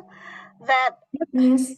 yeah, the audience, how is their knowledge about Sharia financial things before you give the education and give a workshop or training there? Do they know quite well, or how is the level of knowledge about these things? The level knowledge to finance Sharia from the society Ciputat, just the basics, Miss, about Sharia bank, contract, musyarakah, mudoroba, just like this. Okay. Whether after the trainings, they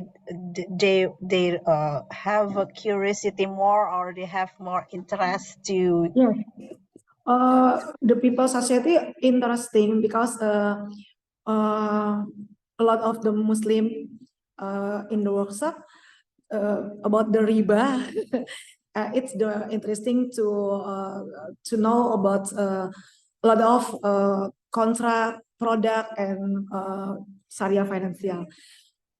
It's about the Muslim people driven to riba. That's it. Masyarakat people society different knowledge, conventional bank and Sharia bank. That's it, Miss. Okay, so the awareness to avoiding riba is important, yeah. So to make more they more interest in the Sharia financial literacy. Okay, thank you, Ibu Islamiyah. Is there maybe other presenters want to ask questions to Ibu Islamiyah?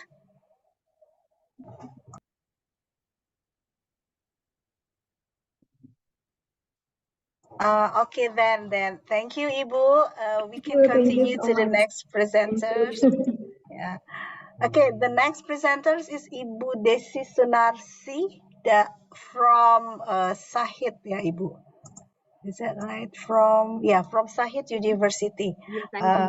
Yeah, Pak Eko, please show the video. Thank you.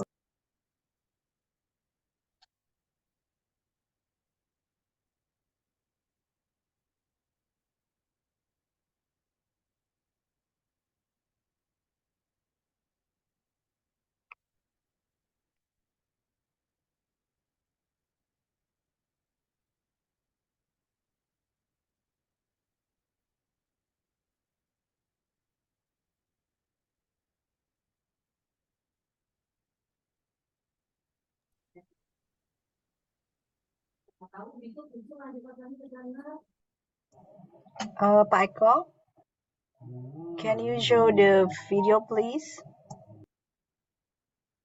Ibu Desi Sunarsi, business, yeah, business opportunity, is it? Yeah, business opportunities and arrangement of legal documents in licensing toward economic recovery post-disaster.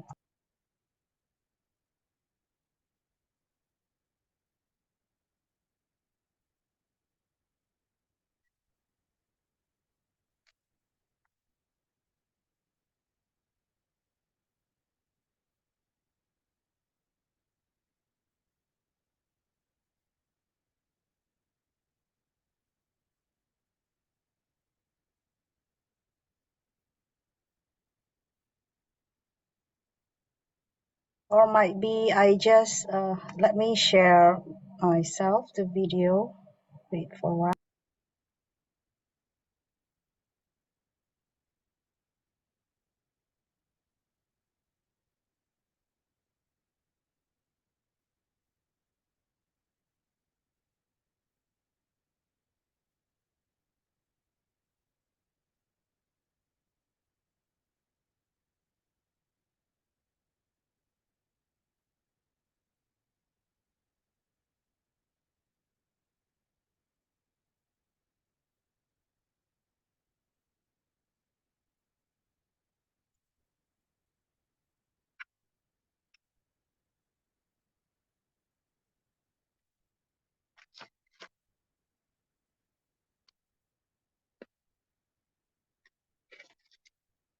Sorry, can we hear the sound of the video?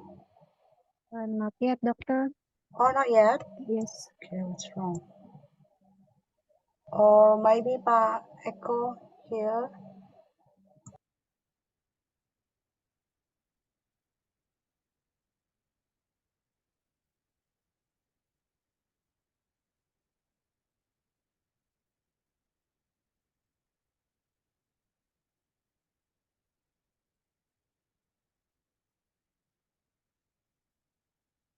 For coming to this presentation and honored to meet you here.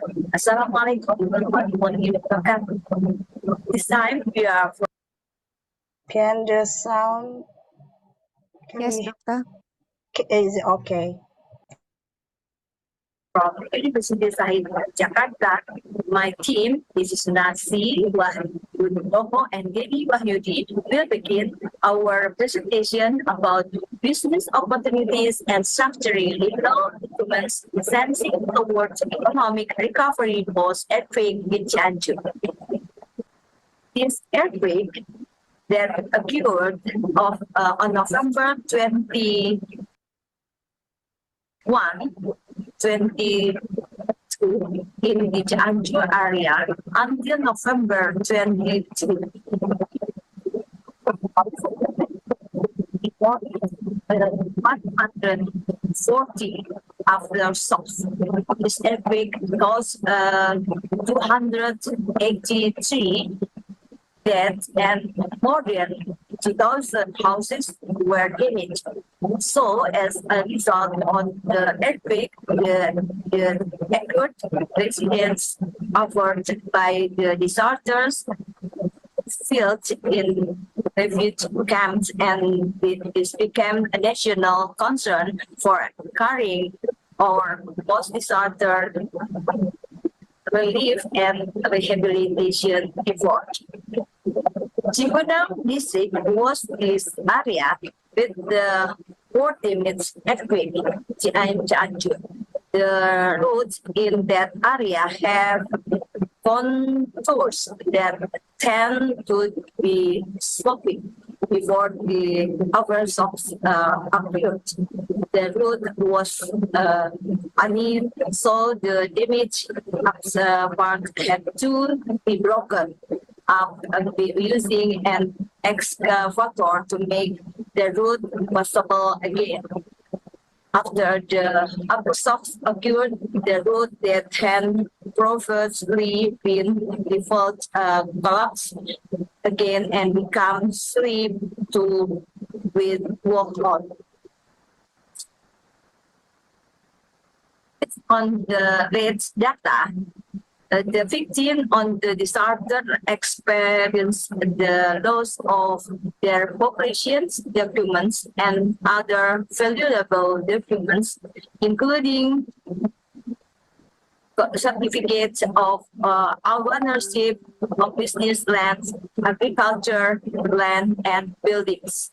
For example, KTP, family card, birth certificate, as well as valuable documents such as diplomas and certificates, agreement letters, wills, all those, even though they were very necessary for coordination of the and personal identity. The activities our team have been done for 5 days from December 12 to 17, 2022. Activities are first day coordinating with the leader community and preparing programs must be done. Second day, the USAID team builds and establishes the business and legal licensing consultations posts at the refugee camps. Third day, counseling and educating residents in refugee camps regarding the need to build post-disaster economic recovery efforts and arranging population documents and legal documents to support business licensing for at least 4 days. Fourth day, guidance and consulting economic recovery and organize legal documents privately for everybody who needs. Methods in our activity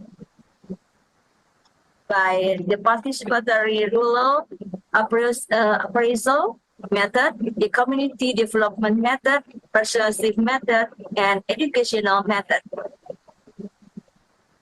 And this our activities in these photos. Conclusion, our activities, there is a business opportunity for a pupil of camp with village to the Nang district to form or join the group and savings and credit cooperative as an effort to rid the economic affected by the post-disaster for a better sustainable life. Legal documents, population administration, and land certificates can be processed by the community, coordinated through the head of RT3 RW10 to retrieve these various documents that have been lost or damaged after disaster. After coordinating with the population and civil registry service and the local government land offices. Okay, thank you.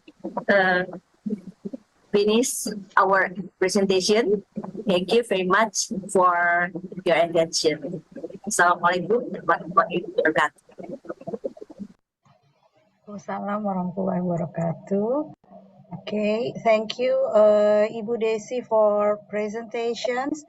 Yes, this is very important about the legal document that has been damaged or lost because of disasters, and not many of us understand how to process next and to make it a new one and other things. So this is, I think, very important.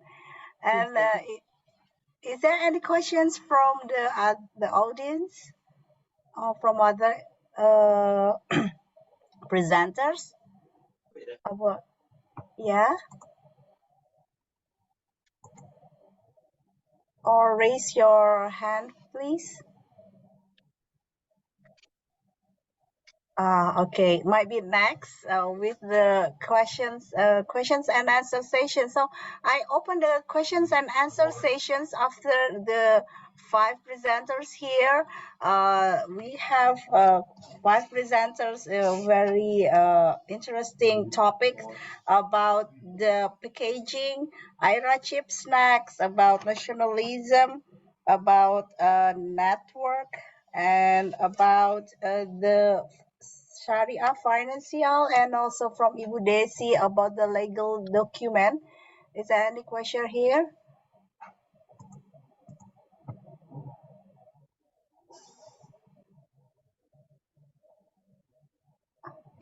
Maybe we can learn from the presenters here. Ibu Desi, can I ask questions to Ibu about the legal document? And usually the community, what are the challenges or the difficulties to to process the legal document? Usually, what are their difficulties or challenges? Yes,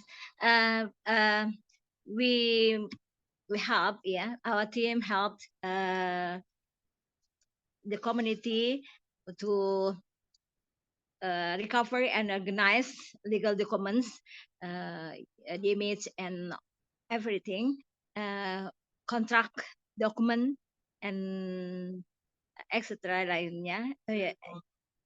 And consulting to secara private untuk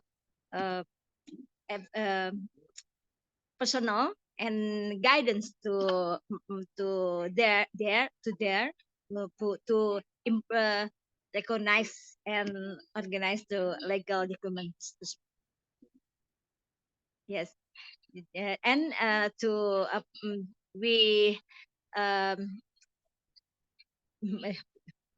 to contact the government for to and reminder about progress the new legal documents, yeah, their needs.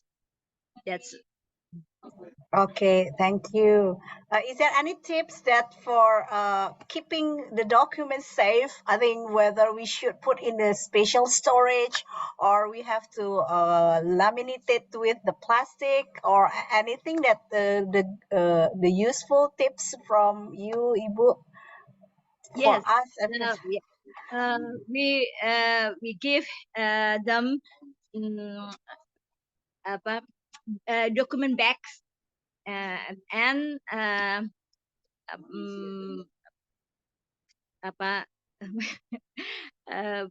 bagaimana cara untuk how to menempatkan and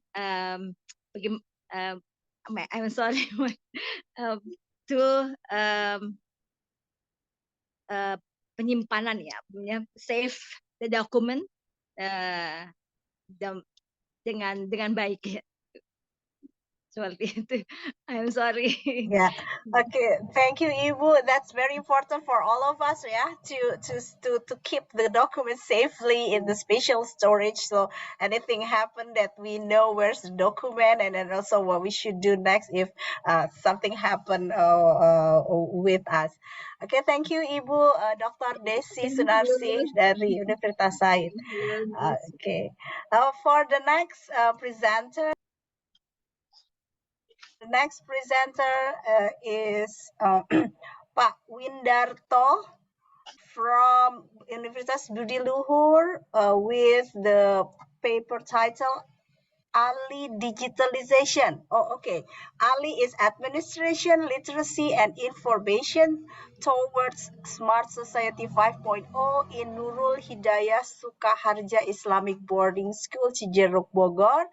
And then the next one is Ibu Tulus Yuniasi from Budi Luhur University, also with the title Promoting Urban Sustainable Development Through Collaborative Training of Trainers program, phase 1 between Karang Taruna Unit 4 Ulu Jami and Universitas Budi Luhur. Is Pak Eko can help to show the video of Pak Widarto. Yes, thank you.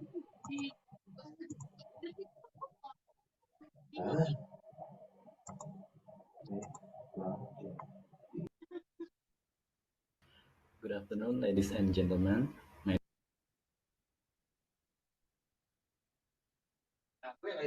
name is Windarto from Computer Science Information Technology Faculty. Here, I would like to present my paper with Denik Iswadani Witarti PhD from Communication and Creative Design Faculty and Martini SAMAKT from Economic and Business Faculty, Universitas Budi Luhur. This paper is entitled Ali Digitalization, Administration, Literacy, and Information Towards Smart Society 5.0 in Nurul Hidayah Sukaharja Islamic Boarding School, Cijeruk, Bogor. The background the development of technology makes society must accept the presence of structural problems that then penetrate all aspects of life. People have to compete with the presence of AI, encourage today's society to become an advanced society in terms of human resources and the use of technology. And the era of Smart Society 5.0 tries to restore humans as the main component in living life. Pesantren. Well, Islamic boarding school or pesantren is the forerunner of Islamic education institutions in Indonesia. The initial attendance of the pesantren was estimated from 300 to 400 years ago and reached almost all levels of the Indonesian Muslim community, especially in Java. Nurul Hidayah. Pesantren Nurul Hidayah was built in 2005 by Dr. Ece Hidayat, and it's located at Kampung Sirna Sari, Empang, South Bogor. At first, the pesantren was only in the form of Islamic forum, where people gather and learn about Islam, or we call as Majlis Taklim, and as a place of learning for children in the surrounding environment. In the early January 2019, the pesantren was relocated to Sukarja Village, Cijeruk District, Bogor Regency. The pesantren also hosts two other educational institutions, the Quran Education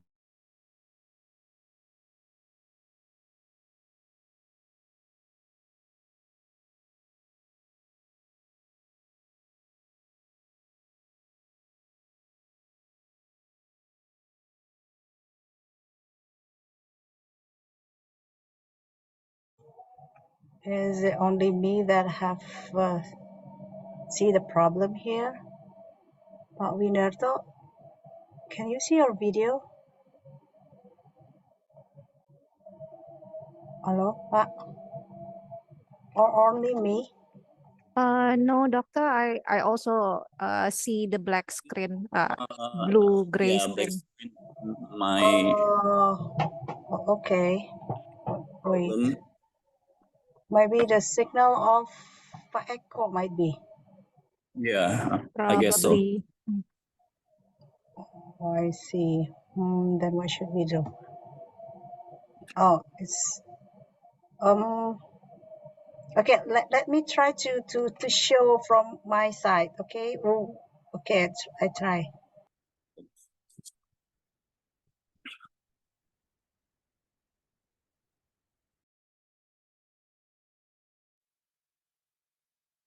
Good afternoon, ladies and gentlemen. My name is Windarto from Computer Science Information Technology Faculty.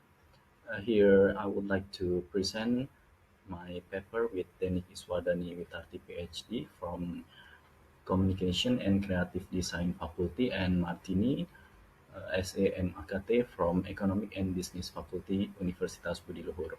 This paper is entitled Ali Digitalization, Administration, Literacy, and Information Towards Smart Society 5.0 in Nurul Hidayah Sukaharja Islamic Boarding School, Cijeruk, Bogor. The background the development of technology makes society must accept the presence of structural problems that then penetrate all aspects of life. People have to compete with the presence of AI, encourage today's society to become an advanced society in terms of human resources and the use of technology. And the era of Smart Society 5.0 tries to restore humans as the main component in living life.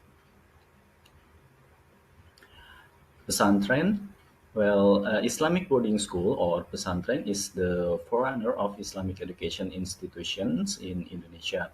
The initial attendance of the pesantren was estimated from 300 to 400 years ago and reached almost all levels of the Indonesian Muslim community, especially in Java.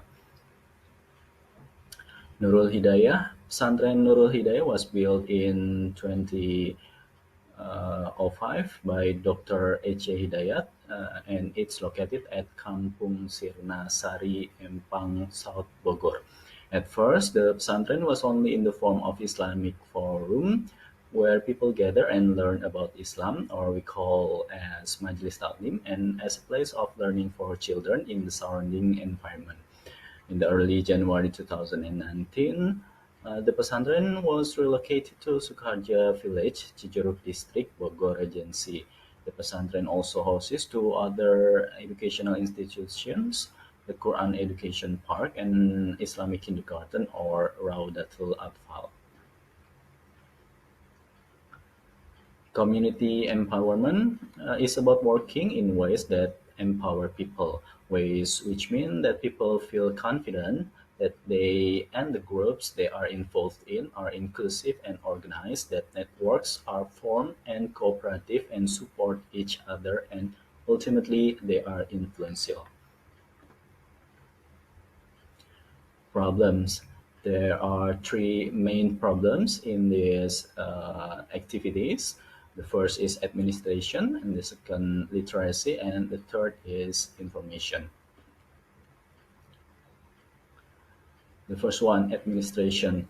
The pesantren faces several obstacles in the administrative sector, such as in recording the Educational Development Contribution Fee, or SPP. Sometimes there is a difference between the student's tuition card record and the tuition payment ledger record by the finance staff. And the second is information. All information is disseminated conventionally by printing brochures and disseminated directly to people who inquire. The pesantren doesn't have any website or social media to spread information to the community.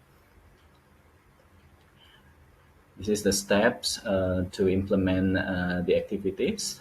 First, preparation, and then digitalization, and then seminar, training, mentoring, and evaluation. And the results are simple bookkeeping training, digital literacy, titled Santri Melek Digital, and videography and editing, and the last one is website development. Simple bookkeeping training by computerized recording. The advantages are the storage containing Santri's document and files will be more neatly organized. It can minimize the possibility or tagging Santri's data, and the search process will get faster. And the last is data discrepancies could also be minimized. And then in the digital literacy aspect, the digital literacy seminar delivered by Denik Iswada Nwitati PhD themed Santri Melek Digital, or the Santri are digital literate. The presentation began by explaining the occurrence of digital transformation and the rapid process of changes in technology, information, and communication. This progress required the participants to master technology and internet knowledge. And then the other activities are videography and editing. The Santri were also trained to use their own devices like mobile phones. This community service activity provides training to create works that are uploadable on digital media channels, especially on their social media. They were taught to stage of making a work and asked to practice directly to make videos. And the last activity is website development. The existence of this website has a significant role in digitizing news and information in Pesantren Nurul Hidayah. By the existence of the website, Pesantren Nurul Hidayah can directly connect themselves to the general audience through the internet and can provide the latest information relevant to activities, programs, and the latest news in the pesantren. Well, the conclusion, the knowledge and skills that have been given were expected to gain benefits for Pesantren Nurul Hidayah in general and its santri, specifically in financial management, the use of digital technology, and easy access to information. Thank you for. Yeah, thank you very much, Pak Windarto. I think it's a very interesting community development program. It's very complete training. It's also have digital literacy, videography, and editing. I think it's a very interesting for the students. Yeah, they do like doing editing and videography. Any questions from the audience here? Okay, due to the very limited time, we have only 20 minutes left and still some of the speakers not yet present, then maybe we can come back if we have time left to give the question and answer sessions for all the speakers here. Okay, thank you, Pak Windarto. Yes, Okay. we will come back to you later. It's interesting community development program. Yes, next we will present our next presenters is Ibu Tulus Yuniasi. Ibu Tulus is here already? Yes. Yes, okay. Yeah, please Pak Eko to show the video of Ibu Tulus Yuniasi.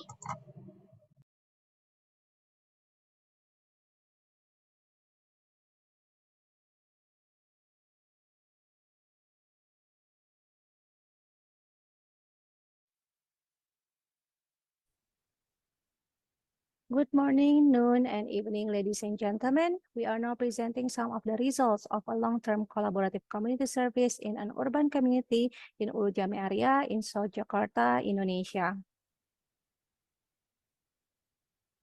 The service discussed in this presentation is a continuation program conducted by lecturers and students from course Sustainable Development in International Relations Study Program early this year. We are so grateful that partnership and collaboration with Karang Taruna Unit 4 Ulu Jami may continue to this date. Their esteemed support has been tremendous and become the main energizer of the improvement made. The program that has been set up for at least 2-year term is mainly focused on setting up an RT percontohan for the neighboring RTs by strengthening sustainable development capacity and capability aspects. Hopefully, our little steps may also become among many good lessons for other residential areas in an urban Jakarta. Throughout March to July 2023, the service has been focused on digital literacy and peace education for the members of the Karang Taruna as the future actors and trainers of development in their community. The team consists of lecturers and students from International Relations Study Program and Communication Science Study Program, training the members on how to respond to massively proliferated information in the current digital era. Such topics are basic as foundation of establishing the proper mindset for members in facing future challenges with advanced technology around. The team also invited a journalist from National Mass Media Republika as a speaker on the last day of the training about citizen journalism. To foster a closer relationship between the university partners and the community for a better implementation of the long-term program, the service also went hand in hand with some other teams from courses in IR study program, such as conflict resolution with peace education games and students community service known as Kuliah Kerja Nyata. The training on digital literacy and peace education was conducted through 3 stages: preparation, conduct of the workshop involving monitoring and evaluation, and reporting. Let's start with the preparation. The preparation was held with not only the management, but also the members of Karang Taruna. Involving all members in this stage is important, not only to establish stronger bond with the community that will conduct the training for 2 years at minimum, but also to get a better understanding on the characters of the training participant. The preparation comprised of two-way discussion on what the members would have and do during the training, as well as the mapping of the members. Such mapping is important for instructors to adjust the substantive of discussion and method in simulation. The mapping itself was done through Google Form pertaining demography such as age, education background, and how they gain information in daily basis. Based on the findings from the mapping, the first workshop discussed the type of information and media as well as trained the participants on how to filter massively proliferated information in the current contemporary digital era. The presentation from the instructor was discussed with light manner and using examples that could be found in daily basis by the participants. The instructor closed the first session of the first workshop by explaining steps in filtering techniques, especially on how to utilize online platform to differentiate a truth from hoax, as well as post-test and briefing on homework. The second workshop on peace education was held focusing on techniques to respond the findings of the information filtering process. The second workshop was started on filtering information, followed with discussion on internal cohesion and unity. Internal consolidation of the Karang Taruna is imperative before managing proliferated information and before they want to involve themselves in the community as development agent as well. In addition, it was also significant for the members to improve their ability to view problems and phenomena with critical mind and with optimism at the same time. Both will support their managing differences skill in any collaboration. Discussion on internal consolidation then followed with two simulations focusing on how to trust and empower team members. The first simulation focusing on bringing and mentioning out the best character of each member. Internalization process of the good values aims to encourage the members to remember the importance of solidarity, trust, teamwork, and diligence as social capital to develop the community. It was then followed with simulation focusing on harmony in teamwork through a silent puzzle competition. Both simulations were set with clear and simple instruction, also with sanctions for any breach of the pertaining rules of the conduct. In the second session of the second workshop, the participants were mixed into groups in a competition involving 60 UBL students with different academic background and age. In the competition, there are 4 games to be completed by all groups: in sync through pictures and words, prisoner dilemma, puzzle tangram, and guessing comic storyline. From the second session, the results showed how the members were able to improve their willingness, bravery, and ability to trust, share views, and cooperate with new people with different backgrounds. After finishing training in developing proper response to available, massive, and proliferated information, the third workshop provides members with training to create a proper information to relate to public. For this purpose, the team invited a journalist from National Mass Media, Feran Rahadi, from Republika, to share ideas and tips to conduct such activity. The involvement of mass media for the service was considered based on findings from the mapping, in which showed that 93.3% of the members tended to find information from social media instead of from news published by mass media or press. In conclusion, the training for trainers phase 1 has set off with a good start. This has been a great encouragement for stronger optimism on what we can do when we are all together in this. As sustainable development in urban space covers multidimensional issues, onwards, the service is expected to continuously involve interdisciplinary collaboration with other teams in UBL, for example, with electrical engineering study program for renewable energy setup and with disaster management study program for disaster risk reduction and preparation. The team also welcome any participation within Pentahelix framework to discuss and work together in building the capacity and capability of urban communities living around our campus. For example, is what the private sector and environment activists did in helping us in revitalizing the community hydroponic garden earlier this year. We are open for any feedbacks, questions, constructive suggestions, as well as proposals for future collaboration. That being said, we would like to conclude our presentation today with 2 lines. We are urban people. We care about our city and community, and we strive for humanity for a better center of growth of the nations. Salam Budi Luhur. Wow, very nice, very good presentation, Ibu Tulus. And it is very very various trainings and activities, and then also I think I need to learn more from you that how to make fully highly engaged students with the training for the trainers program. This one, I like to ask you questions, but let me ask other presenters, and maybe I will contact you privately. I read down your email actually. Then sorry, maybe we hope we still have time. Then let me let other presenters first. Yes, Ibu Tulus, thank you very much. Then I will come back to you. Thank you, Ibu Dr. Tulus. Yes. Next presenters is Ibu Fani, Ibu or Bapak, this one. Ibu Fani and R. Hakim from Budi Luhur University. With the title Dynamics of the Status of Borobudur Temple and the Potential for Developing Community-Based Religious Tourism. And then also next after Ibu or Bapak, this one? Ibu or Ibu? Yeah. Yeah, the next is Pak Wahyu Sarjono from Bina Nusantara University, Sustainable Development in the Coal Mining Operation, Challenges, Opportunities, and Strategies. Okay, then now is the video of Ibu Fani Hakim from Universitas Budi Luhur. Please, Pak Eko, show the video. Thank you.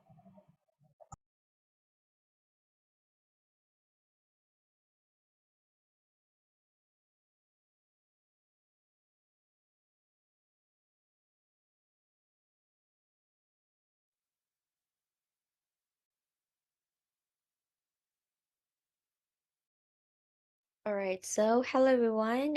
Thank you for the opportunity for that I can present my research and also community service in the 5th International Conference and Community Development, or ICCD 2023. And my name is Fani Nurrahmadiana Hakim. I'm affiliated to Budi Luhur University as a lecturer in criminology department. So here my paper entitled The Dynamics of the Status of Borobudur Temple and the Potential for Developing Community-Based Religious Tourism. And let me share the background. The first is historical context. Shortly, or in short, Borobudur was built between the 10th and 5th centuries by a group called the Shailendra dynasty. So here, it is the old kingdom in Indonesia, and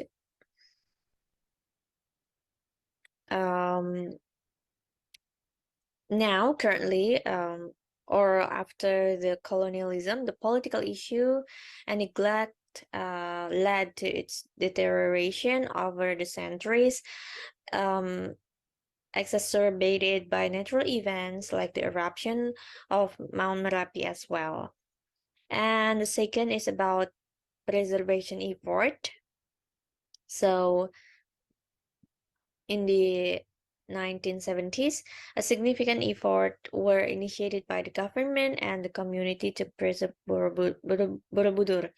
So previously, since I also mentioned the political issue, many stakeholders involved in the effort to make Borobudur as a World Heritage, and it started by the Japanese heritage practitioner developed the GICA master plan in 1979, leading to Borobudur inscription on the World Heritage List in 1991. This marked a turning point, highlighting its architectural and cultural significance. And historically, the status of Borobudur is crucial, not just in the context of cultural, but also as a place of religious and spiritual value for Buddhists in Indonesia or some Buddhists over the world. And my research tried to explain and determine Borobudur status, which is essential not only for the state managing it, but also for the global Buddhist community and the surrounding community. And next, I employ 4 conceptual frameworks. There are heritage politics, monument preservation, cultural landscape, and religious tourism. Actually, I would like to try to elaborate the concept. The heritage politics here refers to the complex interplay of various perspectives, interest, and power dynamics that influence the management, preservation, and interpretation of cultural heritage, particularly also focusing on Borobudur Temple. And it is influenced by the colonialism, the relationship with European colonizer, particularly the Dutch, affected the changing status of the temple. And the Dutch played a role in the restoration of Borobudur, but also had their own agenda, which influenced the heritage discourse. And also there is an international collaboration that extended between Indonesia and international organizations such as UNESCO and GSCA in the preservation and restoration effort of Borobudur. And also there is a shift in the heritage conservation. Indonesia, after the 1970s, began introducing a new perspective that considered non-European discourse on heritage management, and also it involves the cultural element as a crucial item, moving away from a monument-centered, dominated by European heritage concept. And even so, it's still under the conflict.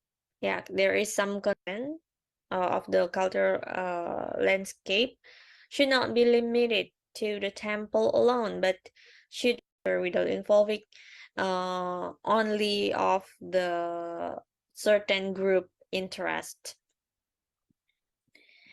And here the role and also it was not only the treasure for Indonesian, but also for people, especially Buddhists around the world. And about the community support, it needs coordination between the Bimas Buddha. The efforts to preserve Borobudur have undergone various phases driven by political, economic, cultural, and religious consideration. Today, the government's proposal, coupled with support from the Buddhist and status might this change in status might bring to Borobudur and the surrounding community. So that's all of my presentation. I'm looking forward to the questions and the further discussion. And it's me, Fanny, and good evening. Thank you. Okay, thank you, Ibu Fani. Sorry for the time limited. Then for the next presentations is Pak Wahyu Sarjono from Binus University. Please show the video with the title Sustainable Development in the Coal Mining Operation.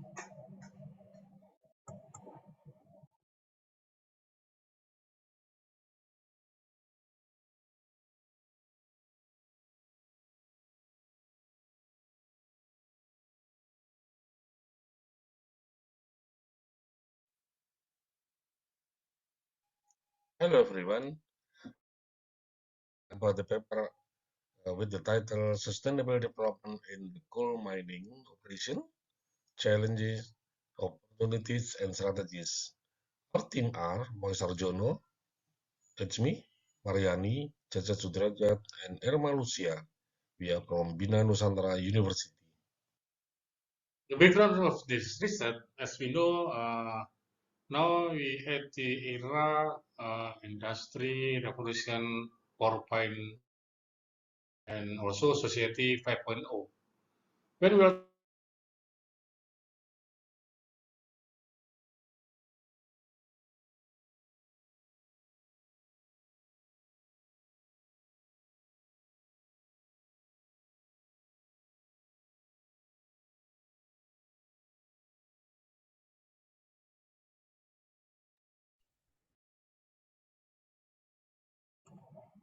Pak Eko, I think we have technical problem here, maybe signal.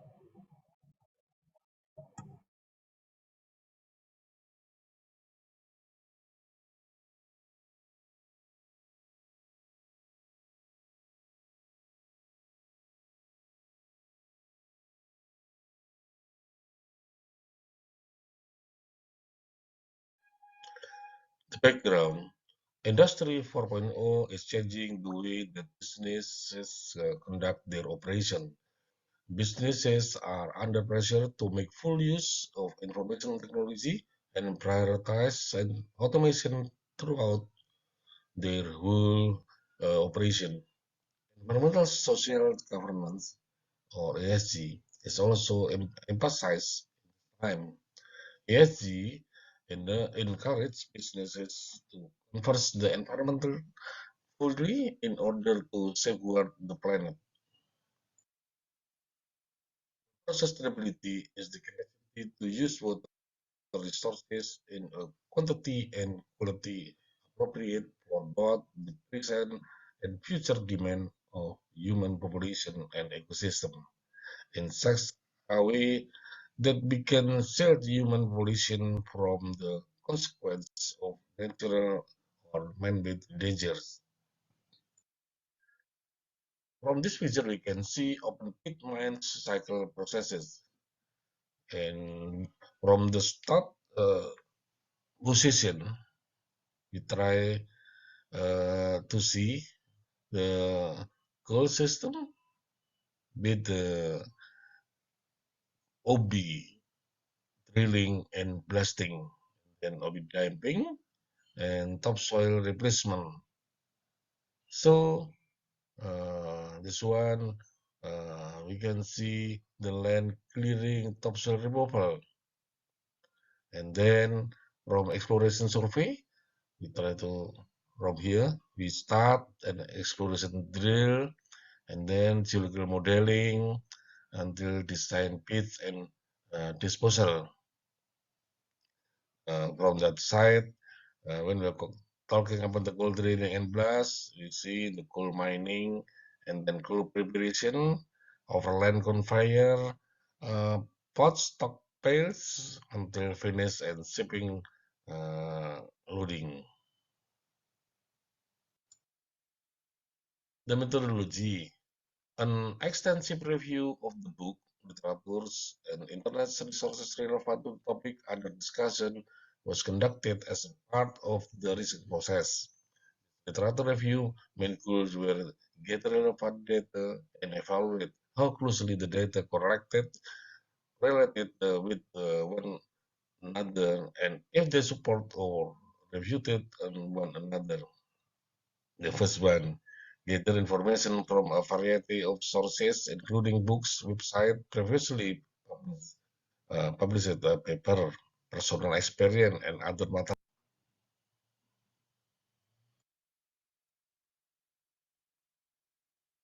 In this picture, we can see the carbon capture, use, and storage, or CCUS. CCUS is